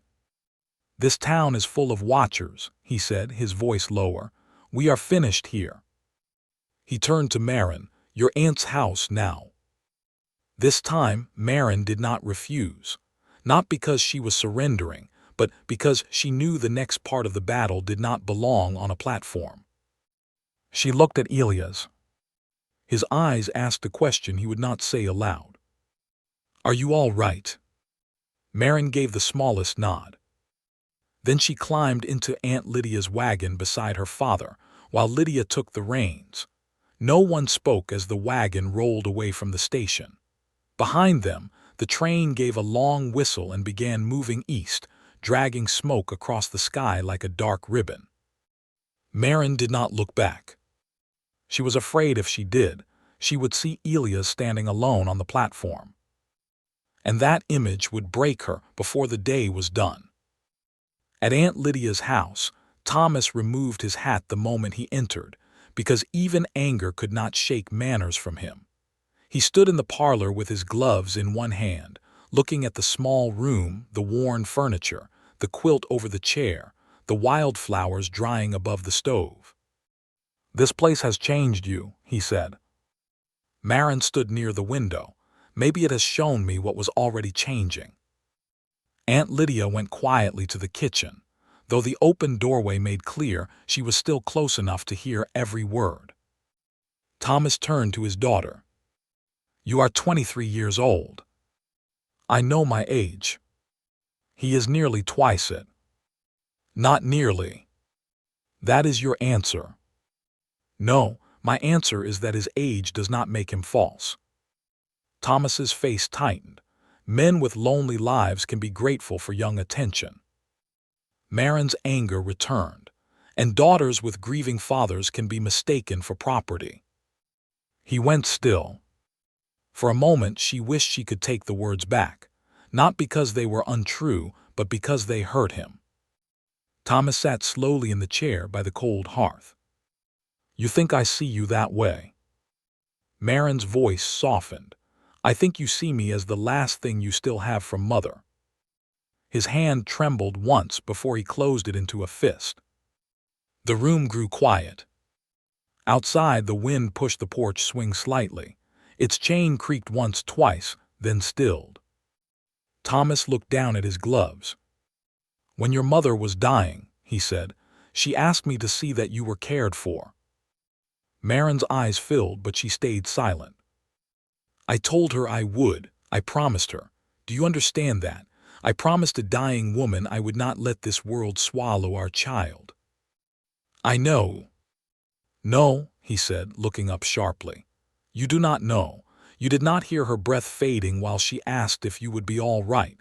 You did not have to say yes when you had no power to make it true." Maren pressed a hand to her mouth. Her father's face broke for the first time since stepping from the train. Not fully. Thomas Whitlock was not a man who broke where people could see, but enough. "I arranged the position because it was respectable," he said. "I found the apartment because it was near people I trusted. I planned what I could because everything else had already been taken out of my hands." His voice lowered. "And now I come here and find you looking at that man, as if he is the road home." Maren could not speak for a moment. Then she knelt in front of his chair, the way she had when she was a child asking him to mend a doll or read another page. "Father," she whispered, "I am not leaving you because I loved Mother less. I am trying to live because she taught me to." Thomas closed his eyes. A tear slipped down Maren's cheek. In the kitchen, Aunt Lydia quietly set a cup down, the small sound strangely loud. Thomas opened his eyes and looked at his daughter as if he was seeing both the girl she had been and the woman she had become, and neither vision gave him peace. Before he could answer, a hard knock sounded at the front door. Aunt Lydia came from the kitchen, frowning. Who could that be? Maren rose and wiped her face. Another knock came, sharper this time. Lydia opened the door. Mr. Hanley stood on the porch, hat twisted in his hands, his face troubled. "Forgive me," he said, looking past Lydia toward Maren and Thomas, "but there's trouble in town." Maren's stomach tightened. "What trouble?" Lydia asked. Mr. Hanley hesitated. Then he said, "Mrs. Bell is telling folks Elias Boone lured Miss Whitlock here from the east. Says he's been planning to take advantage of her grief all summer." Maren went cold. Thomas stood slowly. Mr. Hanley looked at the floor. "And there's men at the mercantile saying somebody ought to ride out and warn him away." Mr. Hanley's words seemed to darken the room. For one frozen moment, nobody spoke. The small parlor held its breath around them, the way the land sometimes held still before a storm broke. Maren stood beside her father with her hands cold at her sides, hearing again what Mr. Hanley had said. Mrs. Bell was telling folks Elias had lured her here. Men at the mercantile were saying somebody ought to ride out and warn him away. The lie was ugly enough, but the danger beneath it was worse. Pine Hollow was a small town, and small towns could be gentle as a mother's hand when they believed one of their own was hurting. They could also become a hard fist when fear and gossip gave them permission. Aunt Lydia's face went pale with anger. "Beatrice Bell has always had a loose tongue, but this is worse than loose." Mr. Hanley looked miserable. "I tried to stop it. Told them Miss Whitlock came here for Mrs. Crane, same as everyone knows. But Mrs. Bell said people only know what they are allowed to know. Then Tom Rusk started saying Elias had no right sniffing around a girl half his age." Maren flinched. Thomas noticed. His eyes were still troubled from their conversation, but now something else entered them. Not approval, not trust, but the sober understanding of a man who had seen how quickly words could turn into action. "How many men?" Thomas asked. "4 when I left," Hanley said. "Maybe 5 by now. Rusk Danner, the Bell widow's nephew, and 2 cattle hands from the South Range." "Drunk?" "Not fully, angry enough without it." Aunt Lydia reached for her shawl. "I'm going to town." "No," Maren said. Everyone looked at her. Her voice shook, but she did not let it fail. "I am." Thomas stepped toward her. "Maren, this is because of me." "It is because of gossip," Lydia said. "It is using my name." Maren looked at Mr. Hanley. "Did Elias hear?" "I don't think so. He rode north after the station." Relief came and went quickly. If Elias was at his ranch, those men might reach him before any warning did. Maren turned toward the door. Thomas caught her arm gently, not to hold her prisoner, but to stop her from rushing blind. "You cannot ride into a group of angry men alone." "Then come with me." The request surprised them both. Thomas looked at his daughter, then toward the window where the road to town shimmered under the afternoon light. A moment earlier, they had stood on opposite sides of her life. Now she was asking him to stand beside her in it. His face moved through a quiet struggle. Then he nodded once. "Get your hat," he said. Aunt Lydia took a sharp breath. "Thomas." He looked at her. "If men are gathering under my daughter's name, then they will hear from her father as well." Maren's heart squeezed. It was not acceptance, not yet, but it was something. They rode in Aunt Lydia's wagon, Maren beside her father, Lydia in the back despite both of them telling her to stay.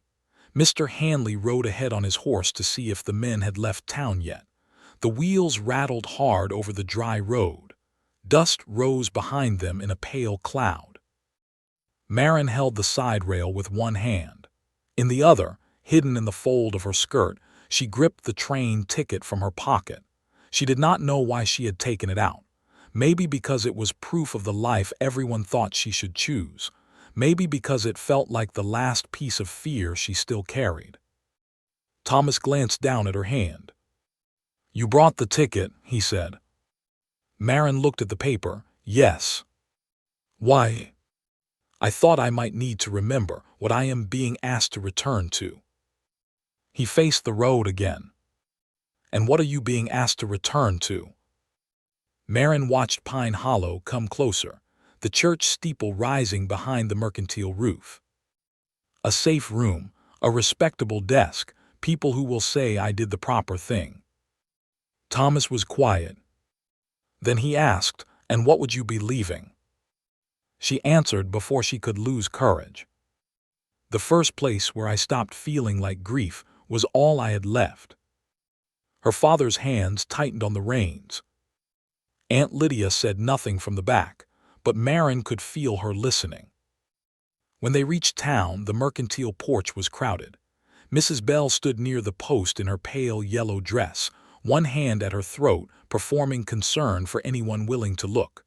Tom Rusk, broad and red-faced, stood at the bottom step with two range hands behind him. Another man held his horse by the reins, ready to ride. Mr. Hanley was arguing with them, his voice strained. "You'll do no good riding out there like a pack of fools." Rusk spat into the dust. "A man like Boone needs plain warning." Maren stepped down from the wagon before her father could help her. Every head turned. Mrs. Bell's eyes widened, then narrowed. "Miss Whitlock, this is not a scene fit for you." Maren walked toward her. "Then you should not have made one with my name." A few men shifted uncomfortably. Mrs. Bell lifted her chin. "I acted from concern. A young woman grieving can be easily led." "No," Maren said. "You acted from pride and idleness." Aunt Lydia made a small sound behind her, half shock and half approval. Mrs. Bell's face colored. "You are upset." "I am clear." Maren stepped onto the porch. Her knees trembled beneath her skirt, but she stood straight. "Elias Boone did not lure me to Pine Hollow. I came to stay with my aunt. He did not take advantage of my grief. He showed me kindness. He did not ask me to stay. He has asked me for nothing." Tom Rusk folded his arms. "Then what's he doing hanging around you all summer?" Maren looked at him. "What honest people do when they care for someone. He showed up when needed. He spoke plainly. He respected me more than some people here seem able to." A murmur moved through the porch. Mrs. Bell gave a tight laugh. "Respect. A man his age should have known better than to turn a young woman's head." Before Maren could answer, Thomas stepped up beside her. His presence changed the air. He was not a Wyoming man. His suit was too fine, his boots too polished, his manners too Eastern. But grief and fatherhood had put iron in him that everyone could see. "I am Maren Whitlock's father," he said. "If anyone here believes my daughter has no mind of her own, they are mistaken." Maren turned toward him, stunned. Thomas kept his gaze on the men below the porch. "I came here angry," he said. "I came here prepared to blame Mr. Boone. I have spoken with my daughter. I have heard enough to know this town would do better listening to her than speaking over her." Mrs. Bell's mouth opened, but Thomas was not finished. "As for riding out to threaten a man because a widow with too much free time fed you a story, I would advise against it. It is cowardly to make a crowd out of one woman's lie." The words hit the porch like thunder. Mrs. Bell gasped, "Mr. Whitlock." Thomas turned to her. "Madam, concern that requires falsehood is not concern. It is vanity dressed for church." Someone near the hitching rail coughed to hide a laugh. Rusk looked less certain now. "We were just looking out for the girl." Maren faced him. "Then look at me when I speak. I am not a girl being carried off. I am a woman telling you the truth." The range hands avoided her eyes. One by one, the gathered men stepped back from the heat of the moment they had helped create. The anger that had seemed so large minutes before shrank under plain speech. It had needed a crowd to feel brave. Alone, it looked foolish. Mr. Hanley rubbed one hand over his face in relief. Aunt Lydia climbed down from the wagon, came to stand near Maren, and looked directly at Mrs. Bell. "Beatrice," she said, "I expect you will find something useful to do with your mouth before supper." Mrs. Bell's face hardened, but she said nothing. She gathered her gloves, turned sharply, and walked down the street with her nephew following behind like a scolded dog. The porch slowly emptied. Maren's strength went with it. She gripped the post as the weight of what she had done rushed over her. Her father saw and reached out, but stopped just short of touching her, as if asking permission without words. Maren let herself lean into his hand when he placed it lightly on her shoulder. It was a small thing. It felt like a bridge. Thomas looked toward the north road. "We should tell Mr. Boone what happened before he hears the uglier version." Maren nodded. But before anyone could move, a rider came fast into town from the north, his horse lathered and breathing hard. It was Samuel Pike, one of Elias' nearest neighbors, a thin man with anxious eyes. He pulled up near the mercantile and nearly stumbled from the saddle. "Where's Mr. Hanley?" he called. Hanley stepped forward. "Here, what's wrong?" Samuel's eyes found Maren, then Thomas, then Aunt Lydia. "It's Boone," he said. "His west pasture caught fire near the dry grass line, winds pushing it toward the barn." Maren's breath stopped. Samuel swallowed hard. "He's out there fighting it alone." The word struck Maren harder than the noon sun. "He's out there fighting it alone." For one breath, no one moved. The town that had just been full of accusations and sharp tongues now stood silent under the mercantile awning, as if shame itself had walked into the street. Then Maren ran. She did not think about her dress or the dust or the faces watching her. She ran to Aunt Lydia's wagon, grabbed the side rail, and turned back toward her father. "We have to go." Thomas was already moving. Mr. Hanley shouted for buckets. Aunt Lydia called for every able hand to hitch teams and bring wet sacks. Men who minutes before had been ready to ride out and warn Elias away now stared at one another like boys caught breaking a window. Tom Rusk looked toward the north road, his face pale. Aunt Lydia's voice cracked across the street. "If you can gossip, you can carry water. Move." That did it. Men scattered. Horses were saddled. Barrels were loaded onto wagons. Women ran from houses with quilts and sacks to soak at the pump.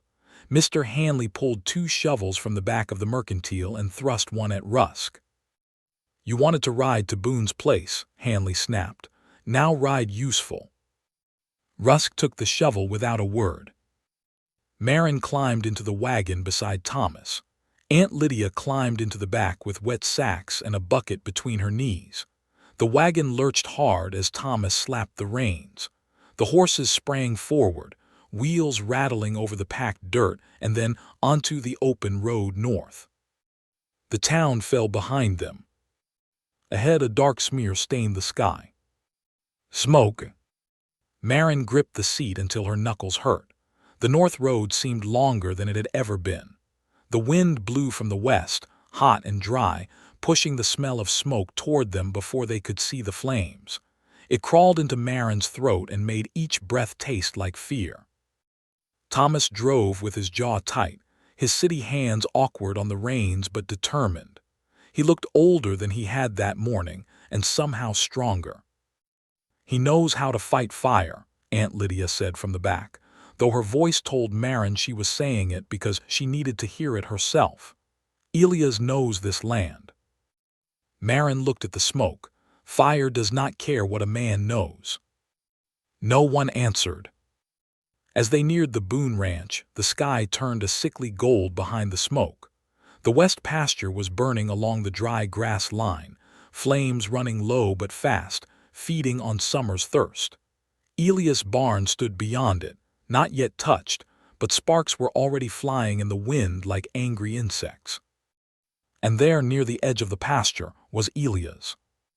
He was alone beside a half-dug fire break, swinging a shovel into the hard dirt, his shirt blackened with soot, his hat gone, his sleeves rolled high.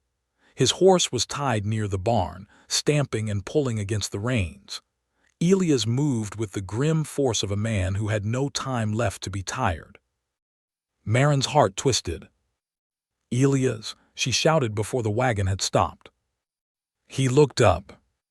For 1 second, across smoke and heat and distance, their eyes met.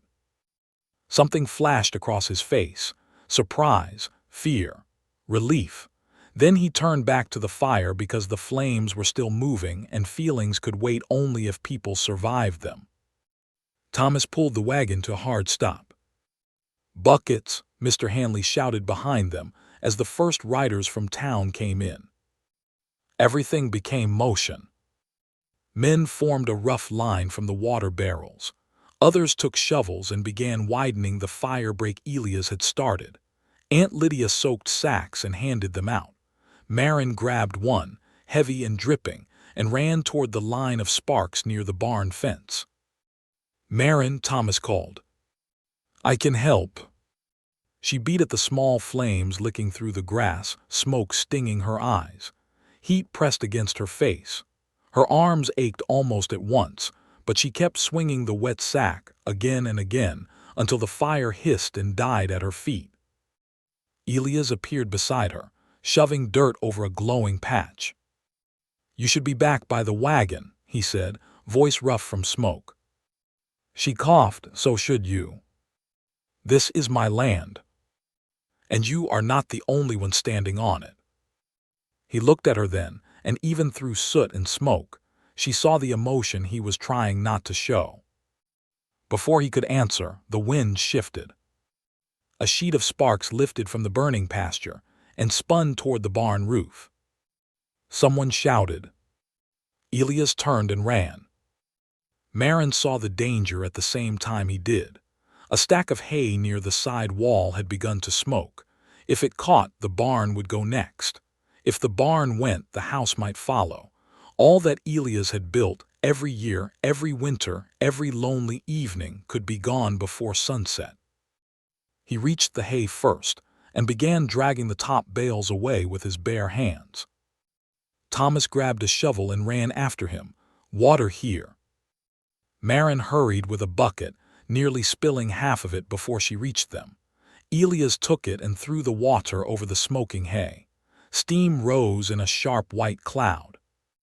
Another spark landed near the open barn door. Maren ran inside without thinking. The air inside was thick and dim. Horses kicked and cried in their stalls, frightened by smoke and noise. One lantern had fallen from a hook but had not broken. Maren grabbed it and set it safely on a barrel. Then she heard a frantic thudding from the far stall. A young bay mare, wild-eyed and trembling, pulled against her rope, trapped by fear. "Easy," Maren whispered, coughing. "Easy, girl." Outside, men shouted. The fire popped in the dry grass. Smoke slipped through cracks in the barn wall. Maren reached for the latch, but the mare reared back, striking the wood with her hoof. Maren jerked away just in time. "Maren!" Elias' voice filled the barn. He came through the doorway, eyes searching until he found her. In that instant, the calm left his face. "Get out. The mare's tied. I'll get her. She won't let you near if you rush." There was no time to argue. Elias stepped closer, slower now. Maren held out one hand to the mare, speaking softly, the way she had heard him speak to frightened horses. "That's it. Nobody's leaving you. That's it." The mare's eyes rolled, but she lowered her head a little. Elias moved beside Maren, close enough that his sleeve brushed hers. Together, they reached the rope. His fingers worked the knot while Maren kept her palm near the mare's nose, whispering nonsense in a shaking voice. The knot came loose. The mare bolted from the stall, nearly knocking Elias aside. He caught Maren by the waist and pulled her back just before the horse thundered past them and out into the yard. For one suspended second, Maren was against him, his arm around her, smoke between them, his heart beat hard under his vest. Then a burning crack sounded from outside. Elias let go at once. "Move." They ran from the barn just as a small strip of burning grass reached the side wall. Thomas was there with two men, throwing dirt and water. Rusk and the range hand swung shovels with desperate energy. Mr. Hanley beat flames with a wet quilt. Aunt Lydia stood near the wagon, directing people like a battlefield captain with gray hair and no patience for foolishness. The worst of the fire pushed toward the break. For the next hour, time became sweat, smoke, dirt, and prayer. Maren's arms burned. Her throat ached. Her dress was streaked with ash. Once she stumbled and Thomas caught her. Once Elias coughed so hard he had to brace a hand on his knee, and Maren nearly dropped her bucket watching him. But the line held. Slowly, stubbornly, the flames weakened. The men widened the fire break. The water line kept moving. The wind shifted again, this time away from the barn. By late afternoon, the fire had burned itself thin against bare dirt and trampled ground. At last, only smoke remained. No one cheered. They were too tired. Men stood bent over shovels. Horses blew hard in the corral. The west pasture lay blackened, but the barn still stood. The house still stood. Elias' life, wounded but not destroyed, remained beneath the wide Wyoming sky. Maren stood near the trough, soot on her cheek, both hands trembling from exhaustion. Elias walked toward her. His face was blackened with ash. There was a burn along one sleeve, not deep, but enough to darken the cloth. His eyes moved over her as if counting every sign of injury. "You went into the barn," he said. "So did you. That mare was not worth your life." Maren's voice broke. "Your home was." The words slipped out before she could weigh them. Elias went still. Around them, people continued working, but the space between them quieted. Thomas stood near the barn with a shovel in hand. He heard. Maren knew he heard because he turned slightly, not enough to interrupt, but enough to listen. Elias' voice lowered. "Maren." She shook her head, suddenly unable to hold back what the day had burned clean inside her. "I do not know every answer," she said. "I still have fear. I still love my father. I still have a ticket in my pocket and a life waiting east of here. But when I saw that smoke, I did not think of St. Joseph. I did not think of the desk or the apartment or what people would say." Her eyes filled, but she kept going. "I thought of you standing here alone." Elias looked as if the words hurt and healed him at the same time. Maren reached into her pocket and pulled out the train ticket. The paper was bent, smudged with ash from her fingers. She held it between them. "This morning, I kept this because I thought it was proof I still had a choice." Her hand trembled. "Now I think the choice is whether I keep living by fear or finally tell the truth." Elias did not move. The whole yard seemed to fade around them. Before Maren could say more, Thomas stepped forward. For a moment, she feared he would stop her. Instead, her father looked at the burned pasture, the saved barn, the exhausted people from town, and then at Elias Boone. His voice was quiet. "Mr. Boone," he said, "I owe you an apology." Elias turned to him, surprised. Thomas swallowed, and the pride in his face fought hard with the truth. The truth won, but not easily. "I judged you before I knew you," Thomas said. "I spoke out of fear for my daughter. That does not excuse it." Elias held his gaze. "You were trying to protect her." "I was trying to keep her from pain," Thomas said. "I am beginning to understand those are not always the same thing." Maren pressed the ticket against her chest. Thomas looked at her then, and something in his eyes had changed. The fear was still there. A father's fear did not vanish in an afternoon, but it no longer stood alone. If you believe one act of courage can change a heart, don't forget to stay with this story, because the fire saved more than a barn that day. It forced every hidden truth into the open. As the sun lowered behind the smoke, Tom Rusk walked over, hat in his hand and shame on his face. "Boone," he said gruffly, "we were wrong." Elias looked at him. Rusk shifted his weight. "About the talk, about coming out here angry, about all of it." Elias said nothing for a long moment. Then he nodded once. "Fire us out, that'll do for today." It was not full forgiveness. Not yet, but it was more grace than many men would have offered. Mrs. Bell was not there to apologize, but by supper, everyone in Pine Hollow would know what had happened. They would know Elias had not lured anyone. They would know Maren had spoken for herself. They would know Thomas Whitlock had stood beside his daughter. And they would know that when Elias Boone's land caught fire, the town had nearly been too busy judging him to help him. That kind of truth traveled faster than gossip because it carried shame with it. When the last wagon finally left and the last rider disappeared down the road, only 4 people remained at the ranch. Elias, Maren, Thomas, Aunt Lydia. The blackened pasture smoked faintly in the distance. The sky above it glowed red and gold. Elias stood near the porch, looking at the land with an expression Maren could not read. Aunt Lydia went inside to make coffee, because some women met disaster with prayer and others with a kettle. Thomas followed her after a moment, pausing only to place a hand briefly on Maren's shoulder.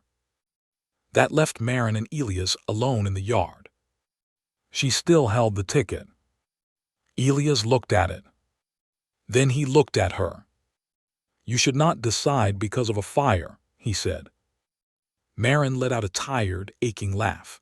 "You are the most stubbornly honorable man I have ever known." "I mean it." "I know you do." She stepped closer.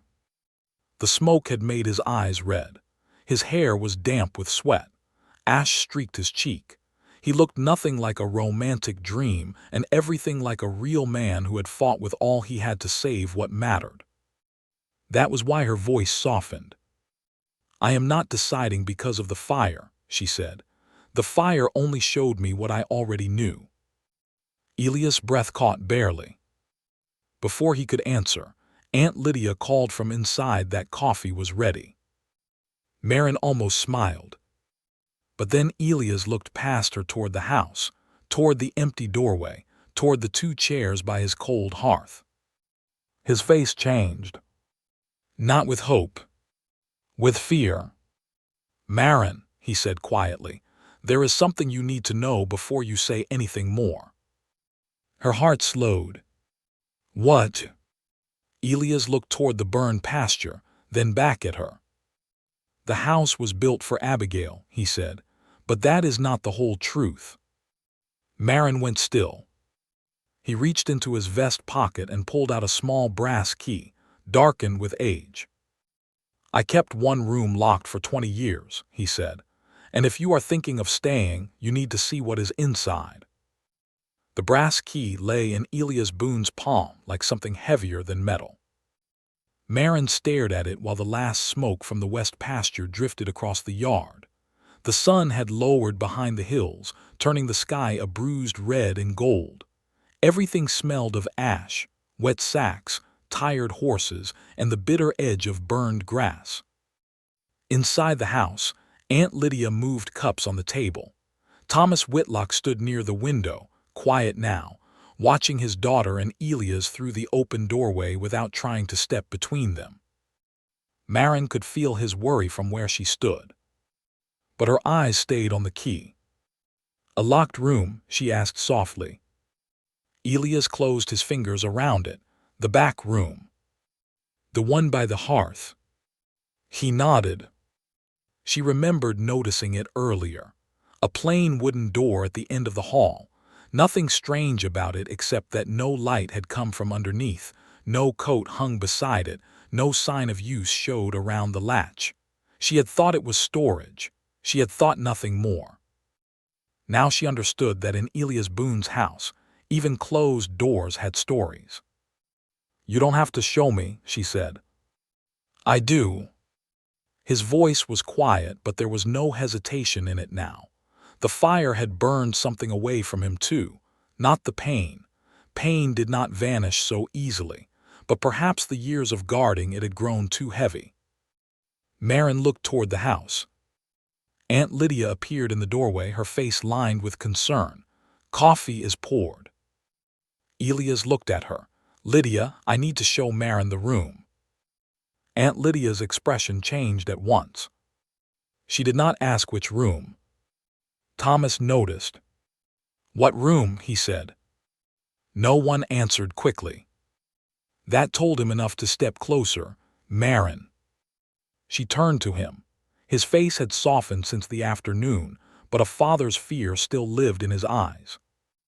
"I'm all right," she said. Thomas looked from her to Elias. "Does this concern my daughter?" Elias met his gaze. "It concerns the truth she deserves before she makes any choice." Those words silenced Thomas. Aunt Lydia folded her hands. "Then perhaps we should all sit." "No," Elias said, gently but firmly. "Maren should see it first. If she wants to speak of it after, she can." Maren's heart tightened. Whatever lay behind that door was not meant for a crowd. It was the kind of truth a person offered with trembling hands, hoping not to be judged before the whole shape of it was seen. She stepped toward him. "Show me," she said. Elias turned and entered the house. Maren followed. The inside was dim after the smoky gold of the yard. The hearth was cold, the table still set with cups no one had touched. Dust and ash marked the floorboards where boots had crossed during the fire. Elias walked down the narrow hall with the key in his hand. Maren followed close behind, her own breath sounding too loud in her ears. At the locked door he stopped. For a moment his shoulders did not move. Then he put the key into the lock. The sound was small. The click seemed to reach back 20 years. Elias opened the door. The room smelled of cedar, old paper, and time shut away from sunlight. Maren stood at the threshold and did not step in at first. It was not a bedroom, though perhaps it had been meant to become one. There was a narrow bed against the wall, covered with a plain white quilt. A small trunk sat at its foot.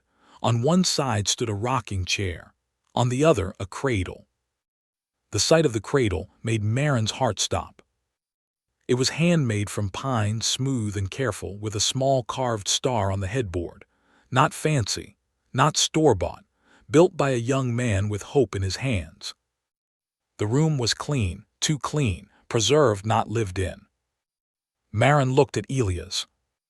He was staring at the cradle. "I built this room the winter after I came," he said, "before I knew Abigail was not coming." Maren did not speak.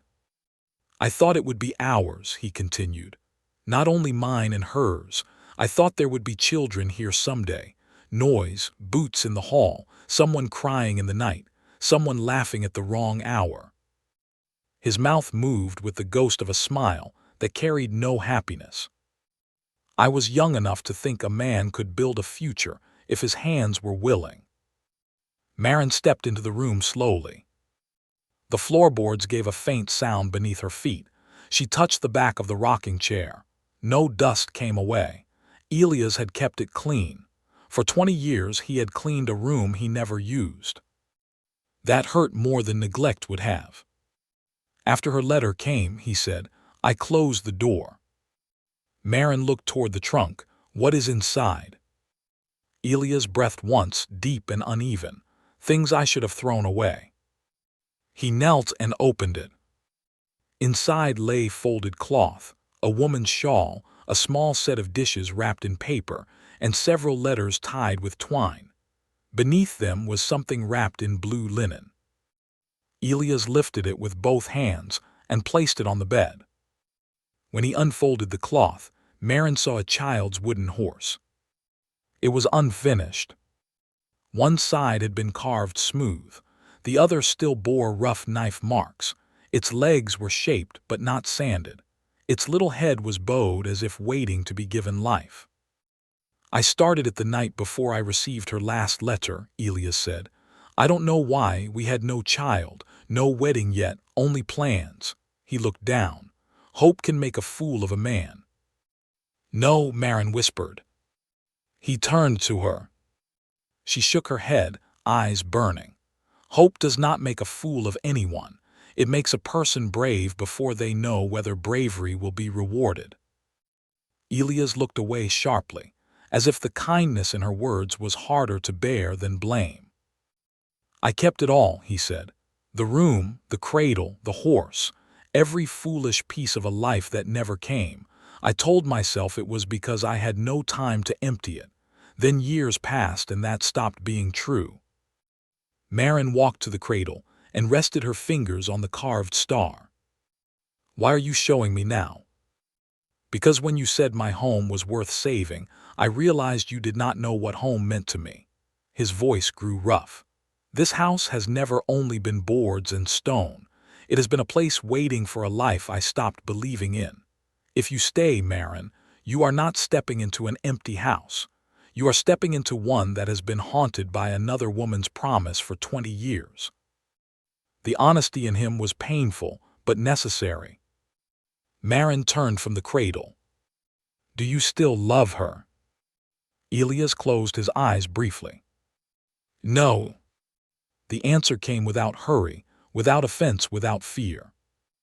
"I loved who I was when I believed her," he said. "That may be the harder ghost." Maren understood. Sometimes the thing a person mourned was not the one who left, but the open-hearted version of themselves that existed before the leaving. Elias looked at the unfinished horse. "I do not want you to stay because you pity me. I don't. I do not want to use your courage to heal what another woman broke. You are not.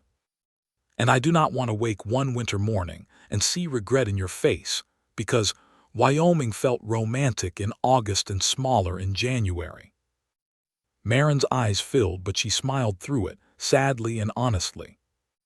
"You keep trying to protect me from every future sorrow. I would if I could. You can't." "No," he said, "I know." She stepped closer. "Elias, I am afraid of January. I am afraid of your quiet. I am afraid of my father going back to Missouri alone. I am afraid of people counting our years and calling it wisdom. I am afraid of finding out I am not strong enough for the land you have survived." He did not interrupt. "But I am more afraid of going back east and spending the rest of my life wondering why I walked away from the first truth that ever felt like my own." Elias' face changed. Maren reached into her pocket and pulled out the ash-smudged train ticket again. She looked at it, then at the unfinished wooden horse on the bed. "I thought this ticket meant I still had a choice," she said. "But a choice is not real if fear is the only voice allowed to speak." She held it out. Elias did not take it.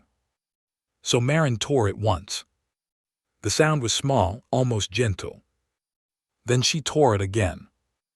The pieces fell into her palm. Elias stared at them, as if he did not trust what he saw. Maren's voice shook, but the words were clear. "I am not staying because of a fire. I am not staying because of pity. I am not staying because I have nowhere else to go." She took one more step closer. "I am staying because when I imagine home now, it has this wind in it, this porch, this land, Aunt Lydia's stubborn voice, my father learning to let me stand, and you, Elias Boone, looking at the mountains like silence is something worth sharing." His eyes shone in the dim room. For a moment, he seemed unable to speak. Then he looked toward the cradle, the old trunk, the unfinished horse, and finally back at her. "Maren," he said, barely above a whisper, "I am not young." "No," she said softly, "you are honest. I have lived alone a long time." "Then you know the difference between needing someone and choosing someone. He breathed out slowly, like a man setting down a weight he had carried farther than anyone knew. "I choose you," he said. The words were simple. They were enough. Maren did not rush to him. Elias did not sweep her into his arms. Their love had not grown through grand gestures, and it did not need one now. She only reached for his hand. His fingers closed around hers, careful at first, then firm. In the little locked room, beside the cradle built for a future that never came, they stood together while the last light touched the floorboards. Then Thomas spoke from the hallway. Neither had heard him come near. Maren turned quickly, still holding Elias' hand. Her father stood outside the doorway. He had not entered. His face was pale, not with anger now, but with the deep ache of understanding something too late. "I am sorry," he said. "I did not mean to listen." Maren's hand tightened around Elias'. Thomas looked past them at the cradle, the trunk, the unfinished wooden horse.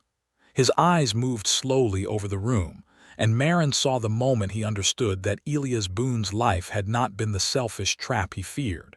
It had been an old wound kept too clean to heal. Thomas removed his hat. "I misjudged more than the man," he said quietly. "I misjudged the life." Elias stepped forward, but Thomas lifted a hand. "Let me finish." The older man's voice shook. "When Maren's mother died, I thought my duty was to keep my daughter from pain, but pain found her anyway. It found all of us. I see now that I was not protecting her future. I was protecting what remained of my past." Maren's eyes filled again. "Father," Thomas looked at her, "do you love him?"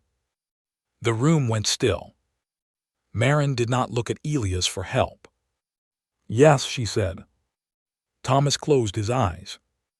The answer hurt him, she saw that, but he did not fight it. After a moment, he opened his eyes and looked at Elias. "And do you love my daughter?" Elias held his gaze. "Yes, sir." Thomas nodded once slowly. Then he looked back at Maren. "Your mother would have wanted you to be brave," he said. "I forgot that. She was braver than I ever was."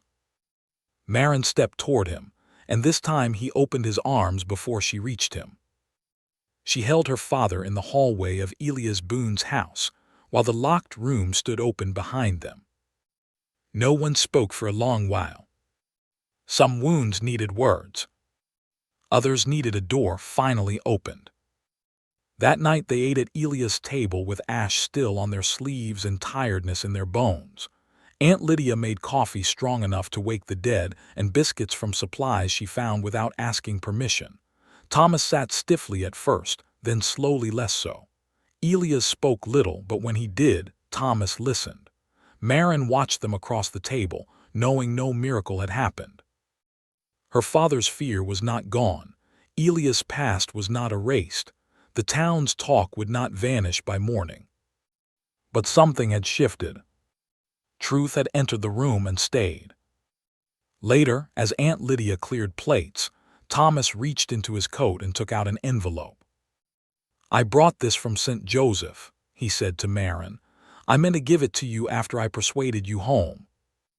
Maren looked at the envelope. Her name was written on it in her mother's handwriting. The world seemed to stop. "My mother wrote this."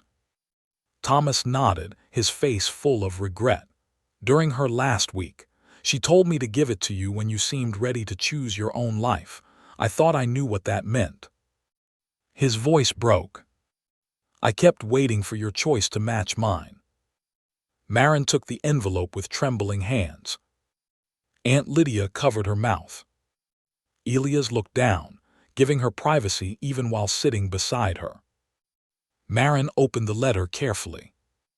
The paper smelled faintly of lavender, though perhaps that was memory. Her mother's handwriting was weaker than she remembered, but still graceful. She read the first line and pressed a hand to her heart. "My dearest Maren, if you are reading this, then I hope you are standing at the edge of a life that scares you." Her breath caught. She read on, tears slipping silently down her face. Do not choose the easy road only because others can understand it. Do not choose the safe room if your soul keeps looking out the window. Love is not proven by how little it costs. Sometimes love asks you to become fully yourself, and the people who truly love you will learn to bless that becoming, even if it breaks their hearts a little. Maren could not continue aloud. She folded the letter to her chest and closed her eyes. When she opened them, Elias was watching her with such quiet tenderness that the room blurred. Thomas whispered, "I am trying to learn." Maren reached across the table and took his hand. "I know." Outside, the blackened pasture cooled under the stars. The barn stood dark but safe. The house, with its locked room now open, seemed to breathe differently in the night air. But peace did not settle fully yet. Near midnight, while everyone was preparing to leave for Aunt Lydia's place, a rider came from town with one final message. Mrs. Bell had packed a trunk and taken the evening stage east. Before leaving, she had admitted to Mr. Hanley that the fire had started near the west fence after her nephew, and Tom Rusk rode that way earlier, angry and careless, throwing a cigar into the dry grass. Tom Rusk had already confessed the same. No one had meant to burn Elias' land. But gossip, pride, and carelessness had nearly taken the home of the man they had judged. Maren looked toward Elias. His face showed no triumph, only a tired sadness. Then the rider handed Elias a second item. A small folded paper, smoke-stained at the edges. "Found near the west fence," the rider said. "Thought it might be yours." Elias opened it. His face went still. Maren stepped closer. "What is it?" He turned the paper slowly in his hand. It was not his. It was the old letter Abigail had once sent, the one Aunt Lydia had kept safe in the tin box. Somehow, during the rush and confusion, the past had found its way to the fire line and come back scorched, but not destroyed. Elias looked at the burned edge. Then he looked toward the hearth. For the first time in 20 years, he did not put the letter away. Elias Boone stood near the hearth with Abigail's old letter in his hand.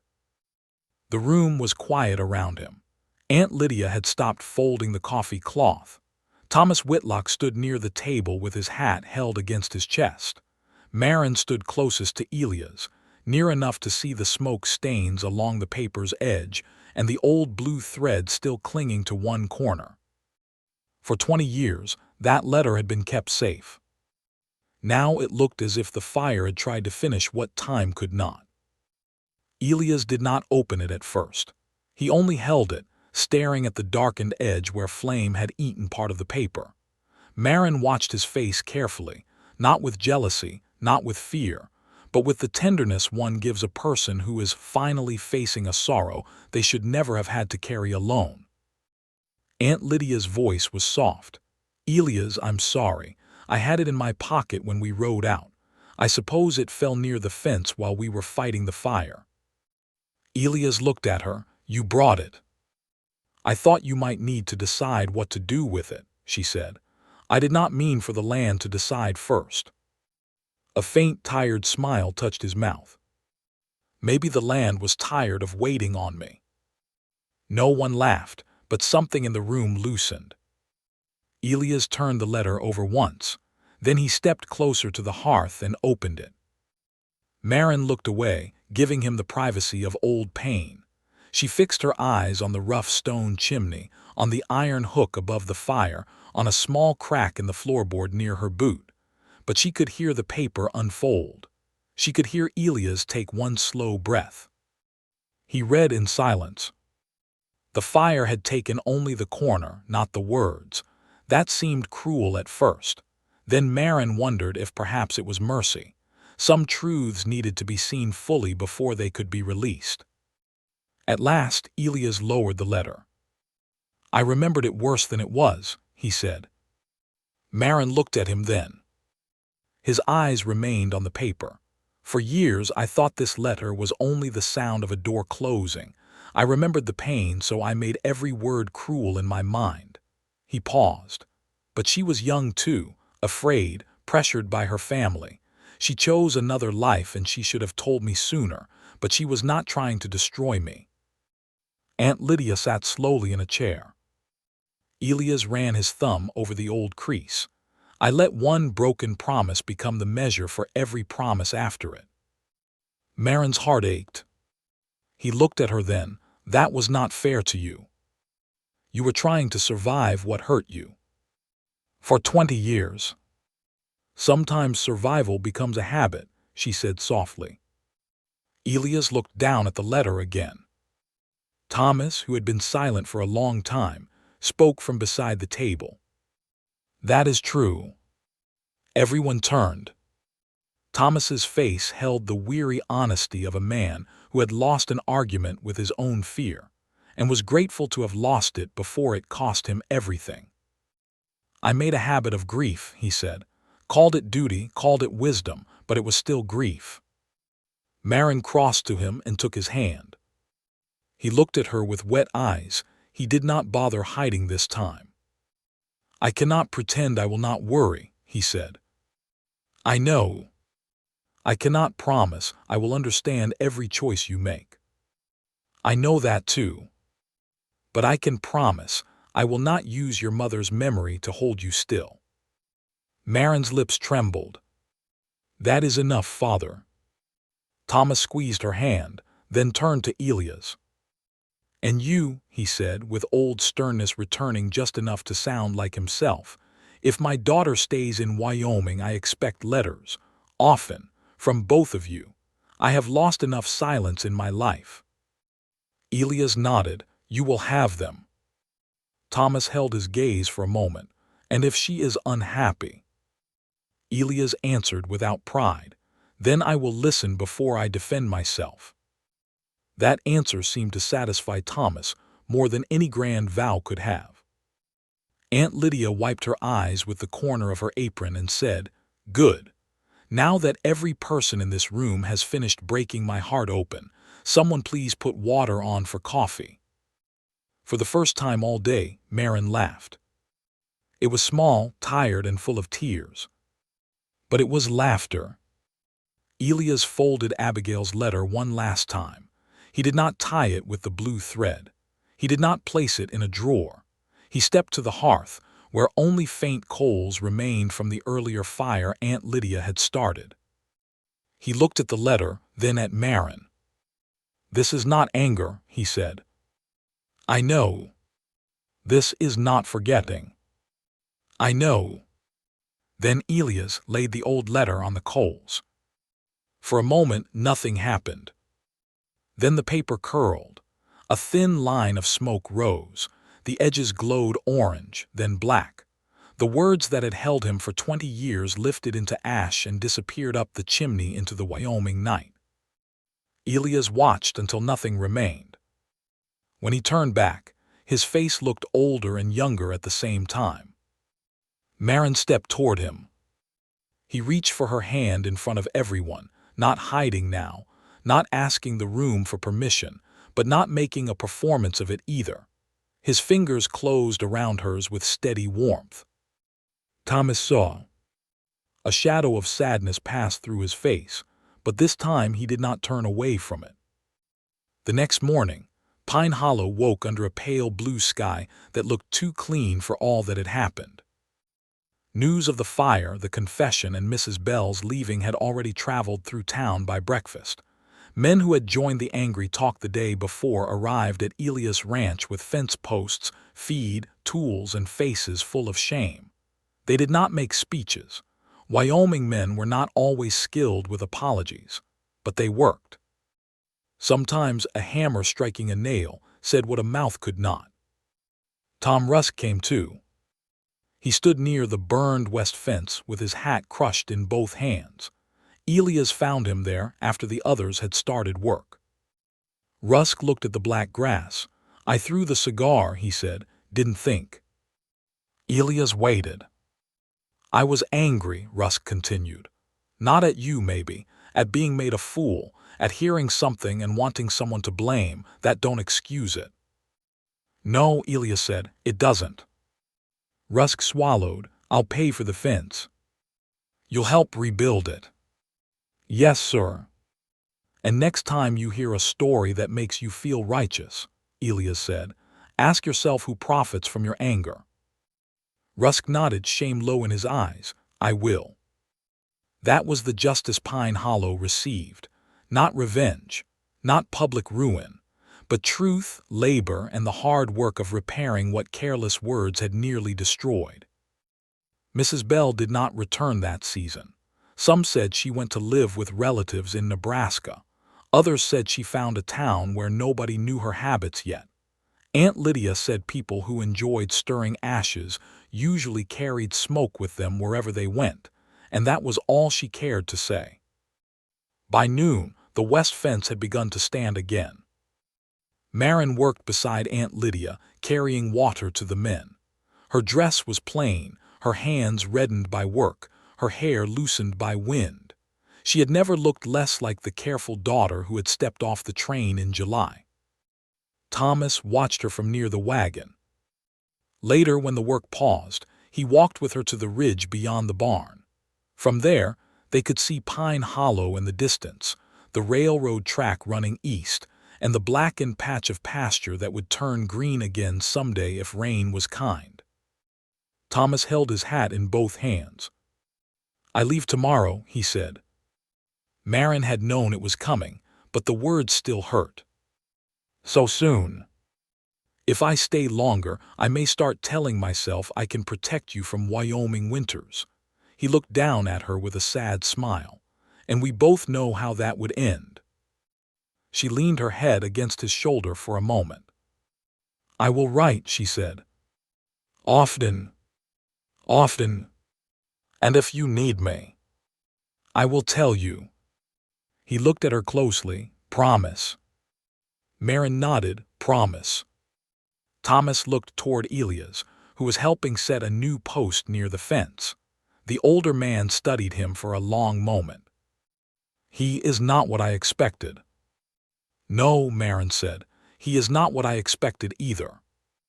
Thomas took something from his coat pocket, her mother's letter folded carefully. I think you should keep this. Maren took it with both hands. And Maren, he said, voice low, your mother would have liked this sky.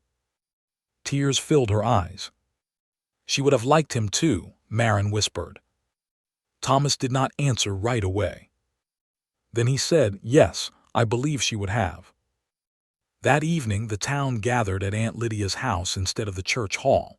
It was not a celebration exactly. Not yet. It was more like people coming close after almost losing the right to do so. Women brought stew, bread, beans, pies, and coffee. Men stood awkwardly near the porch until Aunt Lydia ordered them to sit or work, but not block the doorway like confused cattle. Elias came late, after checking the barn twice and the pasture 3 times. When he entered the yard, conversation softened for a moment, not because people feared him, because they owed him respect they had nearly forgotten.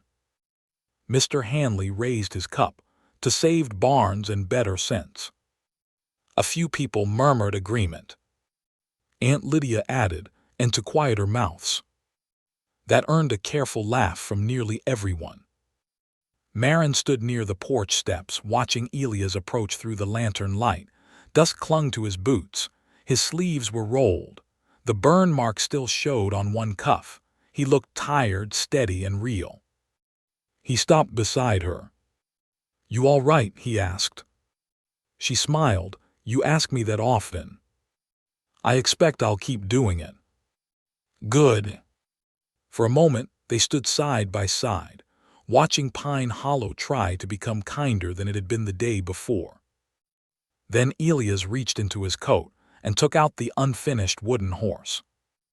Maren's breath caught. You brought it. He turned it in his hands, thought I might finish it. She touched the rough side with one finger. For whom? Elias looked toward the porch. where Aunt Lydia was laughing at something Thomas had said badly, and where the warm light from the windows fell across the yard. "For the future," he said. Maren looked up at him. The answer was simple, but this time it did not come from old hope, it came from new courage. Weeks passed. Thomas returned to Missouri with a lighter trunk and a heavier heart, but his first letter arrived before the month ended. It contained advice about winter clothing, questions about Elias cattle, and 3 separate reminders that Maren should not skip meals when busy. Maren read it aloud on Aunt Lydia's porch, and Elias listened with a smile hidden behind his coffee cup. Maren did not move into Elias' house at once. That would have been too quick for the people they were becoming. She stayed with Aunt Lydia through the fall, helping with preserves, reading in the evenings, and riding north 3 times a week to help Elias restore the burned pasture and prepare the ranch for winter. Their love grew in the way strong things often grow. Not loudly, not perfectly, but faithfully. Elias unlocked the back room and kept it open. The cradle was moved to the attic, not in shame, but in peace. The small trunk was emptied. The room became a reading room first, with 2 chairs, a lamp, Maren's books, and a table Elias built beneath the window. The unfinished horse stayed on the shelf until he had time to sand it smooth. When the first snow came in November, Maren was at the Boone Ranch helping Elias mend a tear in a quilt Aunt Lydia claimed was too ugly to save. Snow began quietly, soft against the window, covering the blackened pasture in white. Maren stood and looked out. Elias came beside her. "You afraid of January?" he asked.